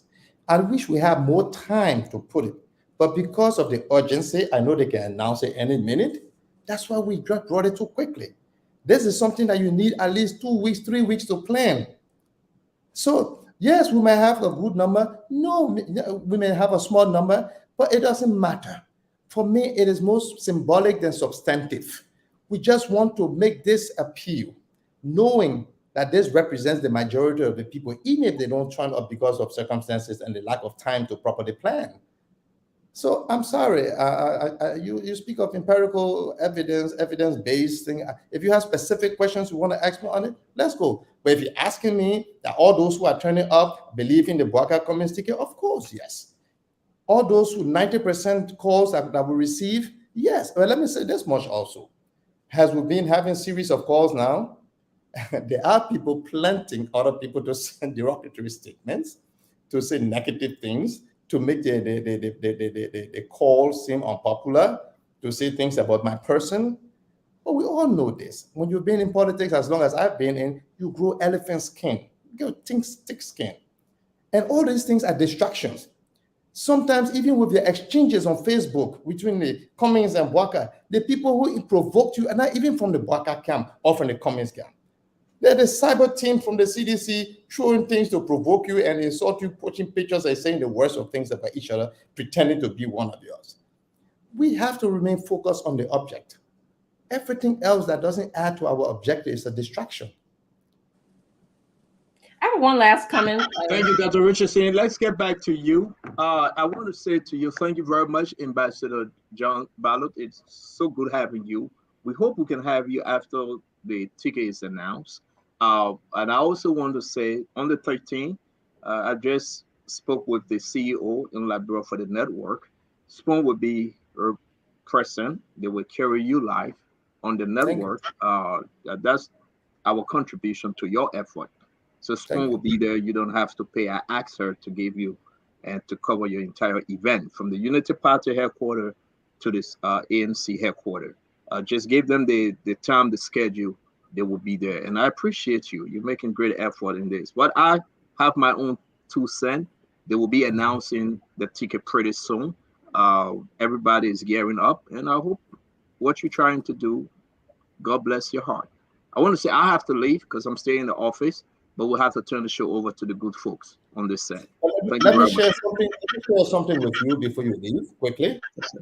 As a result of what we started doing, it will interest you to note that a certain group of young people put themselves together from the Unity Party, the ANC, the Liberty Party, the ALP, and all the other parties, including some citizens who've broken away. They put themselves together, called themselves opposition force or something, and they had their own major press conference. Believe me, They got in 2 days 28,000 views. Overwhelming endorsement of the people of this country. If you haven't watched that, please watch it. These children made a passionate appeal to the leaders that they too deserve a chance to a better life. They said that they were envious of their neighbors, the children, the youth from the other nations, the neighbors. They're envious. They look at other people moving on and they can. They barely have 2 meals a day. They barely have access to education, no jobs. I think you should. And let me also say that they have announced the numbers and people from the diaspora are already supporting them. I'm supporting them. And if you can, I will even ask them to give their numbers before. Some of them are here with me. And you announced that there are people already contributing to their efforts. We need to be part of it wherever we can. Thank you. Very much, Ambassador. It's good having you. Like I said, we hope to see you again. Quick announcement. Musa Hassan Bedete will be on the show on Thursday. Understand that they have the CPP. Just not to take the conversation away, I have to announce this. CPP case is scheduled for tomorrow. The Liberty Party case is scheduled for tomorrow. As you can see, Musa Bedete, Yombi Kanga Lawrence, they will go for the final ruling. Musa Bedete will be our guest on Thursday to discuss the issue in reference to the Liberty Party saga. Thank you very much, sir. Thanks to all of our followers. Please call in to speak to Ambassador John at the end of the program. Honorable Eugene Fagon, take us home, sir. Thank you, Dr. Richardson, for the time. Okay, so before we go to Dr. Richardson, who happens to be the moderator, I just like to kind of, what should I say, put you some facts here. I'm in my war room. In 2017, Alexander Cummings, I heard you, Honorable Senator, kept saying he got 125,000 votes. No, he got actually 112,067 votes, accounting for 7.21% of the vote, putting him in the 5th position. George Weah coming first, Joseph Walker coming second, Charles Walker Brumskin third, Prince Johnson fourth, and Alexander B. Cummings fifth. Having said that, the second thing you talk about, the reason why I tried to push against you on the ability factor contributing at least 100,000 votes in 2017, and ability and Yombli, both combined or separate, can in no way be the Charles Walker Brumskin. So either way you take it, even if their party is 12, they cannot be that phenomenon for Liberty Party. They can no way be Charles Walker Brumskin. And he himself accounted for 149,495 votes, accounting for 9% of the votes. And that's 2017. So let's agree they've swollen a little bit. Both of them having the confusion. You can clearly see CPP is divided with respect to the Liberty Party factor. Now, I think we need to be clear here. If you put Charles Walker Brumskin, Prince Johnson, and I'm talking about those who came 3rd, 4th, and 5th, Charles Walker Brumskin, Prince Johnson, Alexander B. Cummings, combined, all 3 of them from the 2017 data could not even beat Joe Boakai. If you added the numbers together, they still would not beat the man. So the man is actually the man. Fast forward, if everybody's numbers swell, we will still have the man at the top of the ticket. Now, I will be one of those to see you through. I'll pray to Allah, to God, to Rabasata Ekanka to see you through. But the truth of the matter is, we only vote for president. We don't vote for vice presidents. And we need to get this information in the way that we have this president who's going to have his vice president. And you don't want it to look like power sharing. And to be quite frank with you, I don't want power sharing. I want somebody to stand up like you did. You made it quite clear on this program, you want JMB at the top of the ticket. If that is your wish, then I submit to you that we need to be talking to Mr. Alexander B. Cummings. Like I said on this program before, the path to the future of our country rests on your shoulder. But that can only be achieved if you submit to the old man to take you through. Anything to the contrary is unacceptable. So I don't want, and that is my opinion, it is not something I'm forcing upon you, but I don't really want it to seem like we're negotiating. No, we're not negotiating, because at the end of the day, we care about the country and you're doing the right thing. We need to talk to all of them, but we need to set the tune. The tune is, if Kumis, we can talk to Mr. Kumis, and he agrees that there will be no problem. Then we can go to the old man door and knock and say, Papa, you can't come outside today. This is our future. But as it stands, I think the position you're taking is not bad, but I think it needs to be refined. And the point I'm trying to push to you is that you said the old man is the man. We cannot force the old man to take Kumis. And that's not what you said. Let me be clear. We cannot force him to take Kumis. At the end of the day, what I am saying is this. The old man will choose who he wants to choose. And according to you, we might be on the losing track. You may be right. But where I see the issue is, we cannot go and sit to the table to negotiate who's going to be president and who's not going to be president, simply because it will be, okay, if this is the case, since that ANC versus Unity Party and whoever follows them, then we need Cape Man to go this way. We need Bomi to go this way. Then we start sharing. I think what we need to do, and this is my appeal for you to examine, is to meet with Mr. Kumis and tell Mr. Kumis that this is the path to the presidency and the future of our country. What we want you to accept is for you to accept to be VP. If Mr. Kumis accepts that, then we go to the old man and say, Mr. Kumis is willing to go with you as a VP. But if that does not happen, you talk about everybody being hurt, everybody trying to fight, everybody, I understand that. But as it stands right now, the old man is the man. And if we have to go to a second round, then of course, opposition will be opposition. And if Joshua can win into opposition, then those people were not opposition in the first place. Secondly, the idea that we go our separate ways, that we will not win the legislature, I can guarantee you there is room also for that. And there is a position we can take on that. We will still win a majority as opposition, because the feeling of the people will not change because the party changed somebody on the ticket, and that is the CDC. So I'm appealing to you to consider my appeal, that instead of giving them both petition, like they should go to Akosomo or Sanikwele. Mr. Fango, you have to rest. We too have to come in, sir. Excuse me, I'm making. No, we have to. You have to rest. We have to come in, sir. Mr. Fango, I think the ambassador came on the show to foster a unity. Not for ANC. You keep repeating the same thing. Yeah, you keep repeating the thing. Then, sir, Len. I'm appealing to the person who brought this idea. We hear your appeal now. No, you are not the one carrying the appeal.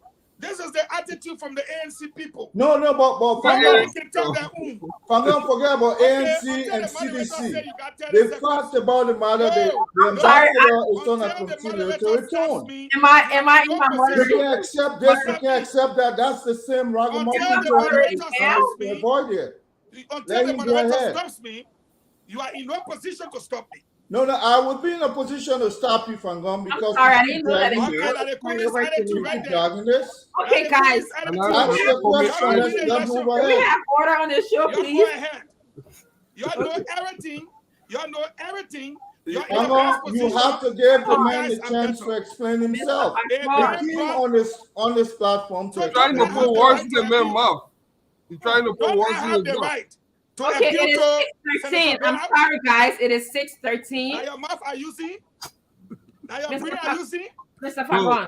We have to go. Mr. Fagon, let me make my appeal. No, you have made the appeal. You're dragging this. By the time we get to us, we'll be able to answer a question. You are entitled to one question. Remy Craig. Are you okay, Remy? You are entitled to one question. It's an ANC show. Y'all get ready. When y'all get ready, y'all call me back. Goodbye. That's not ANC show. Ambassador Balu, these are some of the situation that endangers even this unity that you are trying to push forward. there are certain individuals, when we used to go for the All Liberian Conference, we go to those very warring conferences, there were certain individuals that would keep out of the room because they know those individuals would delay the process, would endanger the process, and all effort that have been made, would be lost. So my question to you now, sir, do you think there are certain individuals that you really need to reach out to who have much influence on, say, Ambassador Boakai? Let me be specific. The Ure, the likes of the Costa, have you reached out to these individuals? Because these are the ones who are bent not to see that unity coming between the opposition because of special interests. Well, I will tell you this. I've met with Mr. Ure. I met with Mr. Cummings, Ambassador Boakai. I've not met with Costa or others that you mentioned. I've met with other people, and I don't want to spend too much time about who we met and who we didn't meet, except to say that it will suffice to know that we did explore all of these options. And even as Minister Fagon was talking about, yes, I made my rounds with these people, we talked with them. What we are ending up here today is the last attempt where you just put it in the face. Say, my people, we beg you, reconsider this. These are the reasons. The reasons are out. All these interviews I've had, they're out. I've had more than 10 of these things. In the past 3 days, I have like 6 of these. Today alone, this is my 3rd show. And we're doing this because of what we know we're heading. You cannot see someone you love leading a dangerous path and you don't tell them. So it takes a lot, even for me, to say these things to them. And even if you open the lines, even if you hear some of the comments, let people say things. Am I bothered by that? No. I know what I'm saying is right. I know it's just. I have nothing in it except for that, for the very same people who are talking, negative. So we are all parents. We are all responsible people. When I say responsible, it's not because of titles, because of people that we take care of, whether they are our immediate family or beyond. We owe it to this country. So there's nothing much we can say beyond the fact that we just make this appeal and leave it with them. My coming on this show, if they're watching it, they'll think about it. I have nothing against Ambassador Boakai. He is my own political father. I enjoy his confidence. I respect him. I admire him. For people who question Ambassador Boakai, let it be known that Ambassador Boakai, as president of the Senate, George Weah President Weah was a member of the Senate. All of his colleagues from the very same CDC sided with Ambassador Boakai because of the quality that the old man brought, not because of what they've been told or what they have experienced as the presiding officer. You understand that? He presided over the Senate when I was there. We consulted on issues. He has passed the test of time. Am I going to compare him with Mr. Cummings? No. He is a leader of another category. Cummings is a leader of another category. They complement each other. They are the best of what the country has to offer. So people who are out there trying to dismantle this build-up, they have to stop it. Nothing else unites the opposition other than Boakai and Cummings coming together. No other arrangement guarantees victory except a united opposition. Not after first round, before first round, if you want to win the legislature. All right. Senator, I'm so sorry. You're making a lot of compelling and convincing arguments about your position, but I wanted to make sure that we go to the phone lines before it gets too late for them to go home. So didn't mean to interrupt you abruptly. So guys, if it's okay for us to go to the phone lines and then just get a few calls so you can, and then tell us. We'll probably generate more questions from there. Yes, and then you can give us your summary, and then we can all give our feedback. Then is that okay with you? Okay. I forgot who's here today. Nelson, could you please come on? Oh, good day, Nelson. Is Nelson in the back? Nelson's not here. Nelson got in. He's coming on. Okay, so then we'll start with the diaspora call. Is that what you're telling me? Good day. I just received message from Liberia telling me that we needed to go to the lines. Okay. All right. Yeah, welcome. Please do I monitor if you want to call. Go ahead. Good morning to the good afternoon to the Spoon family. Yeah, welcome, Chief. Thank you very much. I just have a question for Ambassador Barrow. And my question is that if you were in Ambassador Boakar's case today, being vice president for 12 years, will he submit to Kumi to be a vice tenor bearer, or will it go the opposite? That's my question, because I listened to him and he outlined everything. But the biggest question is, this may have said for 12 years, they may understand the moral authority of government. Now today, somebody is saying they cannot go second to him. Okay, will sir. He be in that position? If he were in that position, will he take the matter of authority to say, okay, I'll go fast to Kumi? That's my question to him. All right. Thank you so much. Do I answer now? Thank you so much. No. Good evening. Please walk away from your monitor or lower the monitor, please. What's your name and where you calling from? Hello? Okay. Good evening. Hey, good evening, Gene. How you guys doing? We're great. Your name and where you calling from? Yeah, my name is Otello, so I'm calling from Minnesota. Okay, Look sir. at my boy, funny guy. Dr. Francis, thank you very much for the show, man. You're doing extremely well. Thank you. Yeah, Ambassador, let God bless you first. I give God the glory for you. I'm a Kumi supporter, all right? But like you already said, the path, Kumi have a greater time to lead our country. I fight with people at my job for Kumi and JMB, but I keep the realization that the best way for our country to move forward is to allow all the equal to go away. The surrogate between the both people, they need to give them a chance. Let Mr. Kumi at least let God touch your heart and allow Ambassador Barker, who is not Ambassador Barrow, to hear that ticket.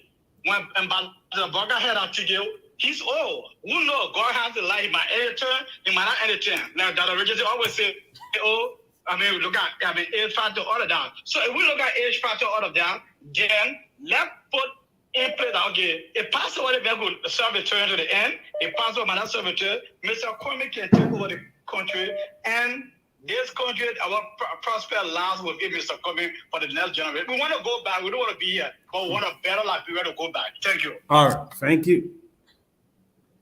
Let me get this. Good evening.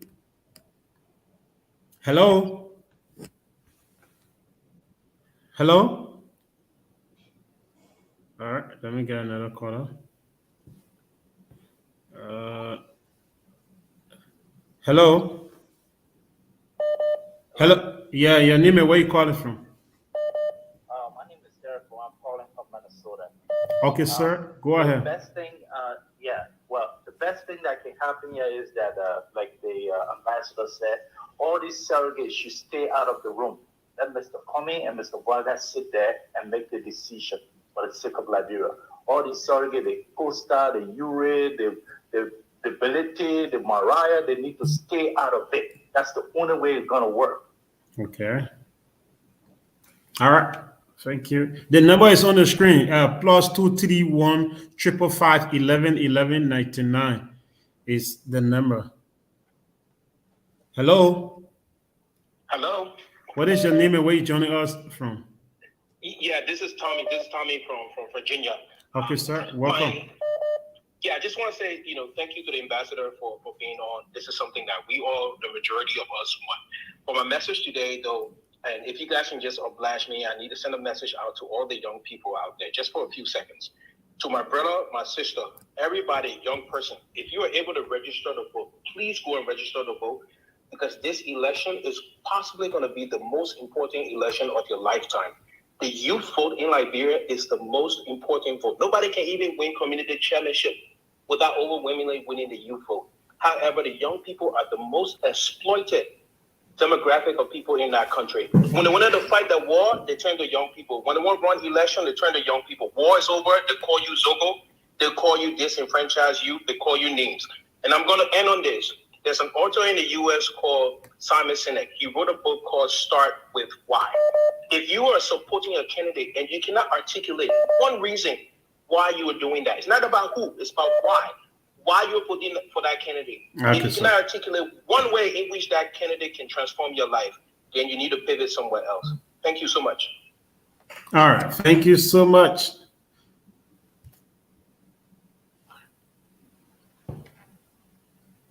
Hello. Hello. Hello. Yes, sir. Your name and where you calling from? My name is Carlos Sibo. Okay. Yeah, and I'm calling from the U.S. Go ahead. I just want to say a very big thanks to the former Senator Barrow. May God bless you. You see, history will prove you right tomorrow. This is not about our self-greed. It's about our country. And for every time, everybody around Ambassador Boakai, Mr. Comey, they don't want that to happen because they feel that, I'm around Mr. Comey, if he become president, I'm still to be the final minister. So both of them going together is not going to work. Look, for God's sake of our country, our people are suffering.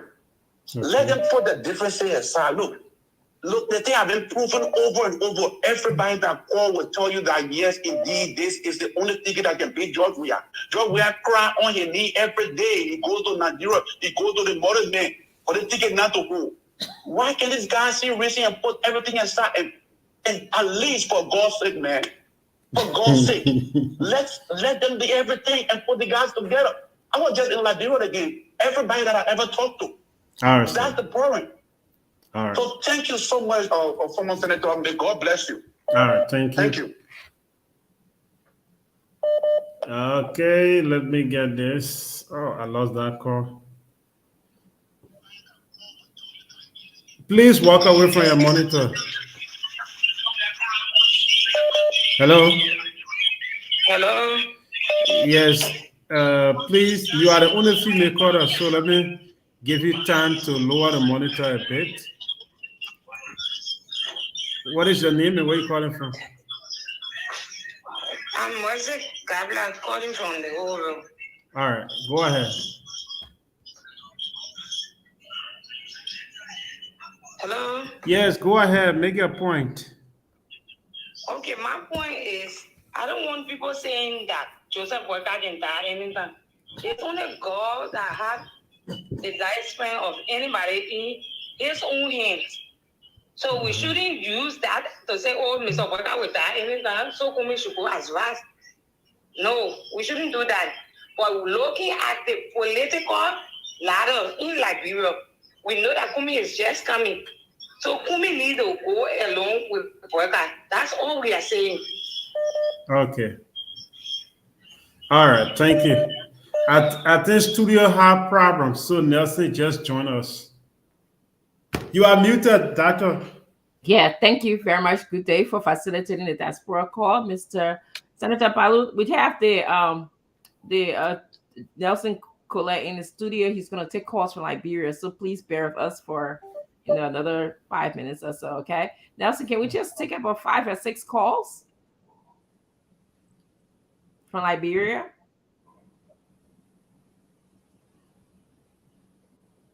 Nelson, you getting us?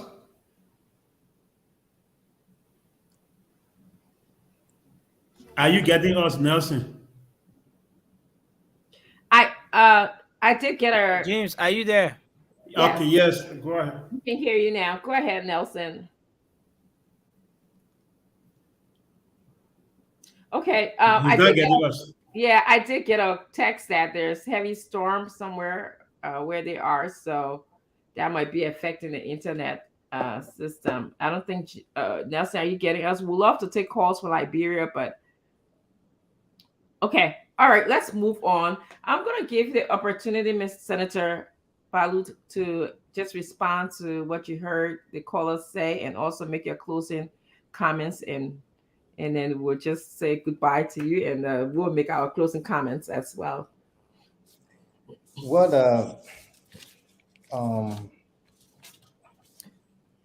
everyone pretty much said,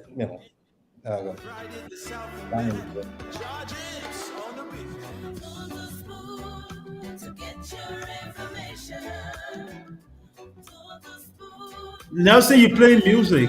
We hearing the music. Yeah. Go ahead. Yes, please. Okay. So pretty much everyone said, kind words in this regard and supporting these things. So I appreciate it. I thank them as well.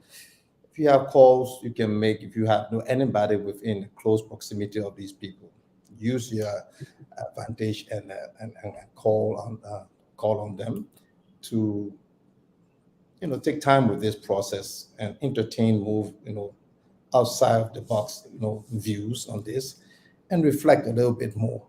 I agree with the lady who called from Liberia and said we shouldn't be talking about Ambassador Boakar's health in this regard, and this is something I'm very impressed with too when I talk with Mr. Cummings, and he said people talk about this thing. He's so disgusted with it, that kind of thought that people even mention those who go the old man. He really gets annoyed with it, and I feel I was impressed to talk about him and hearing his views on how he frowned on these things. He dismissed this kind of discussions. This is pretty good. Another caller said that I don't know where he was alluding to, but is it possible that should Boakar, who has been vice president, try to go as vice president? If in his case, no one is suggesting that Ambassador Boakar goes as vice. We're suggesting that he goes as the standard bearer and Mr. Cummings goes as the vice. So having said that, I just want to reiterate our call that we will be gathering on April 13 at 10 a.m. on Broad Street, Snapper Hill, outside of the Unity Party headquarters, to present to Ambassador Boakar our petition, and then we'll move on to the headquarters of the CPP to present to Mr. Cummings our petition. And let me say directly to Mr. Cummings and Ambassador Boakar, if they're listening, this is no way meant to embarrass them. This is no way an affront. This is no disrespect meant, or embedded in any of these actions. It's just a move by desperate people who believe in the both of them. And so we're kind of appealing to them. It's not a radical approach. It's a very pacific approach. It's an appeal to the consciousness, calling on the patriotism and love to country. So please let us accept this in good faith. Like we've written to them, we've asked them to please honor us with their presence to receive this petition as we go to Mr. Cummings and Ambassador Boakar. It's not going to be easy. Nobody promised it was going to be easy, but such is the task of rebuilding our country.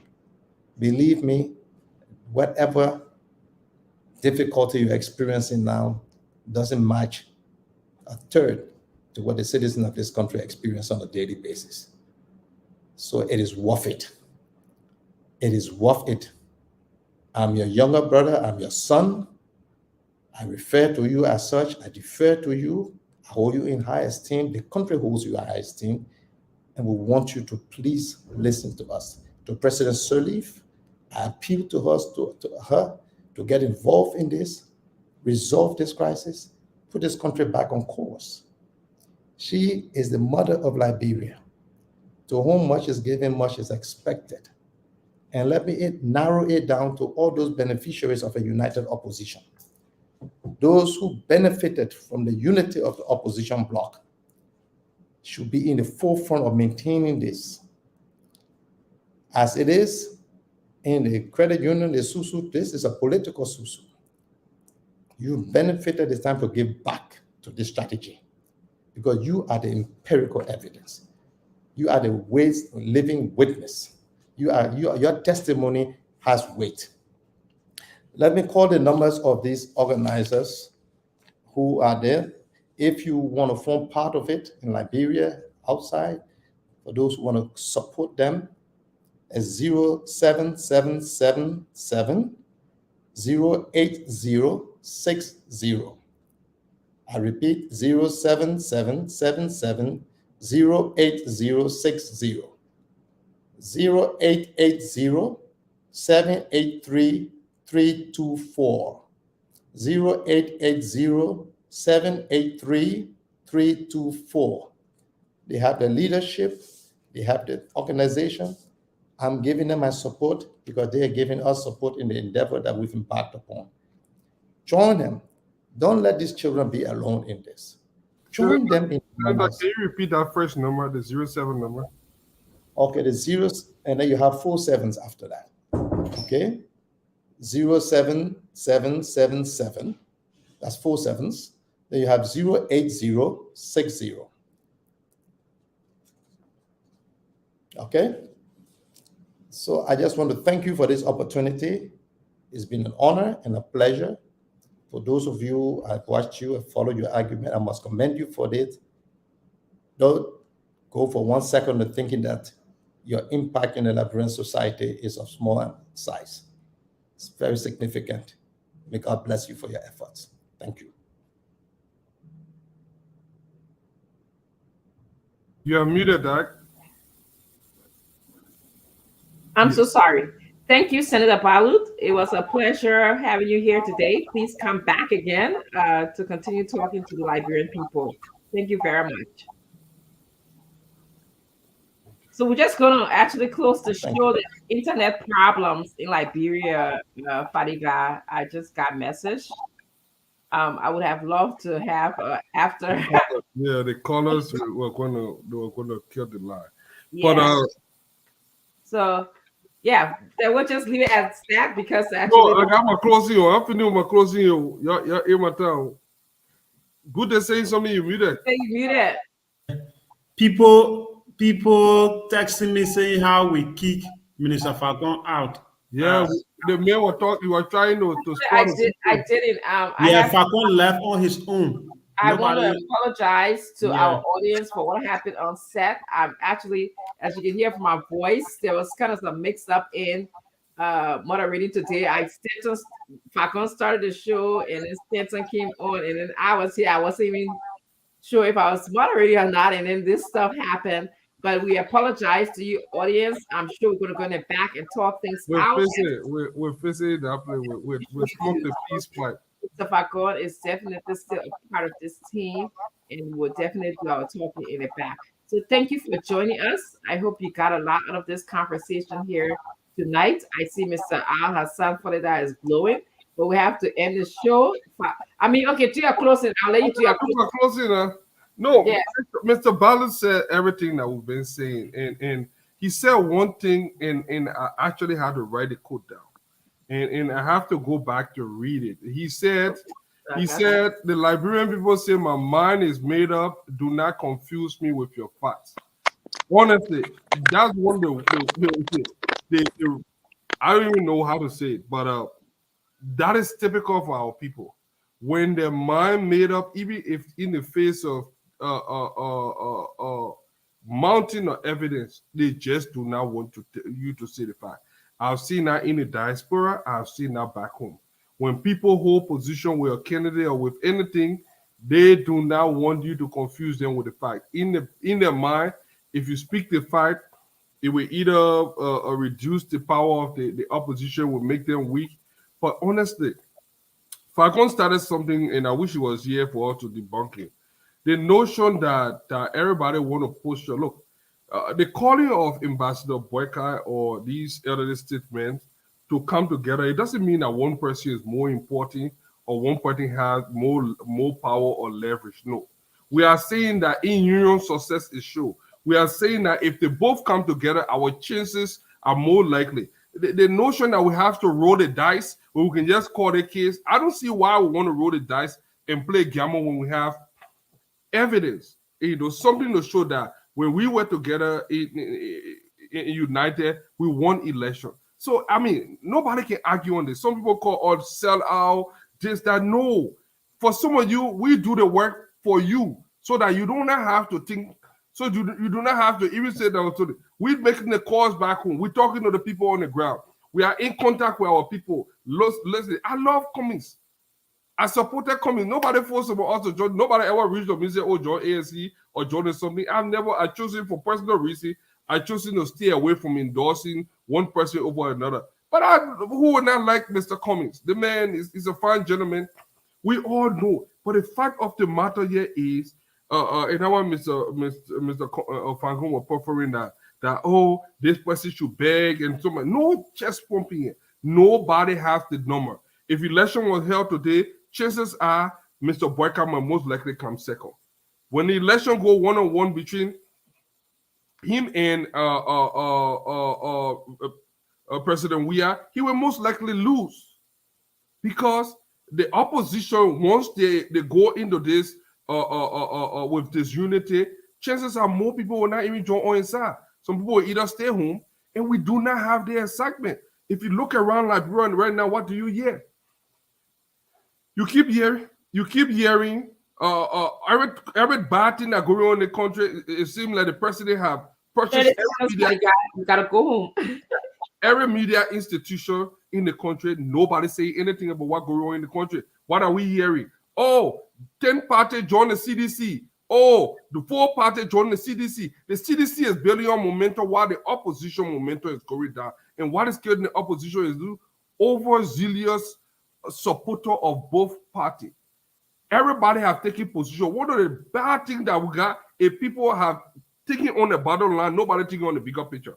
5 seconds. So my thing, I will close to well, Mr. Senator Bala said it all. So I mean, I didn't even have much to say again because he said it all, and we'll keep pushing it. Thank you, Colonel Gray. Just a few words of closing here. We gotta go. There's thunder and lightning in Liberia, and the guys have to shut the station down. But go ahead. We can't hear you, Colonel Gray. You're muted. Oh no, I thought you were saying something because I heard that backgrounding sound in the back. Okay, You can hear any sound from my end? It's really bad. It's not a good idea to continue from the car. All right, gentlemen. Yes. Lady, thank you so much. Thank you. So everyone, I'd like to just say thank you for joining us. Thank you to the callers. Thank you to our guest here tonight, Senator Balut. He made his case for his position on the election issues. My position is whatever the Liberian people want. I don't want to discount the Liberian people by having orchestras, people in the background pulling the puppet, like this person going to be pro tem, this person going to be president, this person going to be vice president for the next 12 years. I really want us to spend time educating the Liberian people on the choices that they make. I wish, one of the questions that I would have loved to have asked Senator Balut, it was that, to what extent is he involved in civic education of our people, so that we won't have to get to this place where, we got to be telling Liberian people what is good for them, So that is my thought for the night. Again, Liberians, we apologize that we had a miss up on the set. Mr. Falcon is still with us. We'll fix it in the back with Mr. Colonel Remy Gray. But we appreciate you coming here. Good day. We really appreciate you being here also today. And one female making plan with me, they said, I carry on discrimination. I did not pick their call. Like I saw all the numbers to identify they want a female, they want a male. You see how females can behave. Now, not just a female thing, that male and female, not just how female. They can see a plan with me, my e-bus. But well, not just female can behave. All right, guys. Thank you so much. And all right. Thank you. Good night.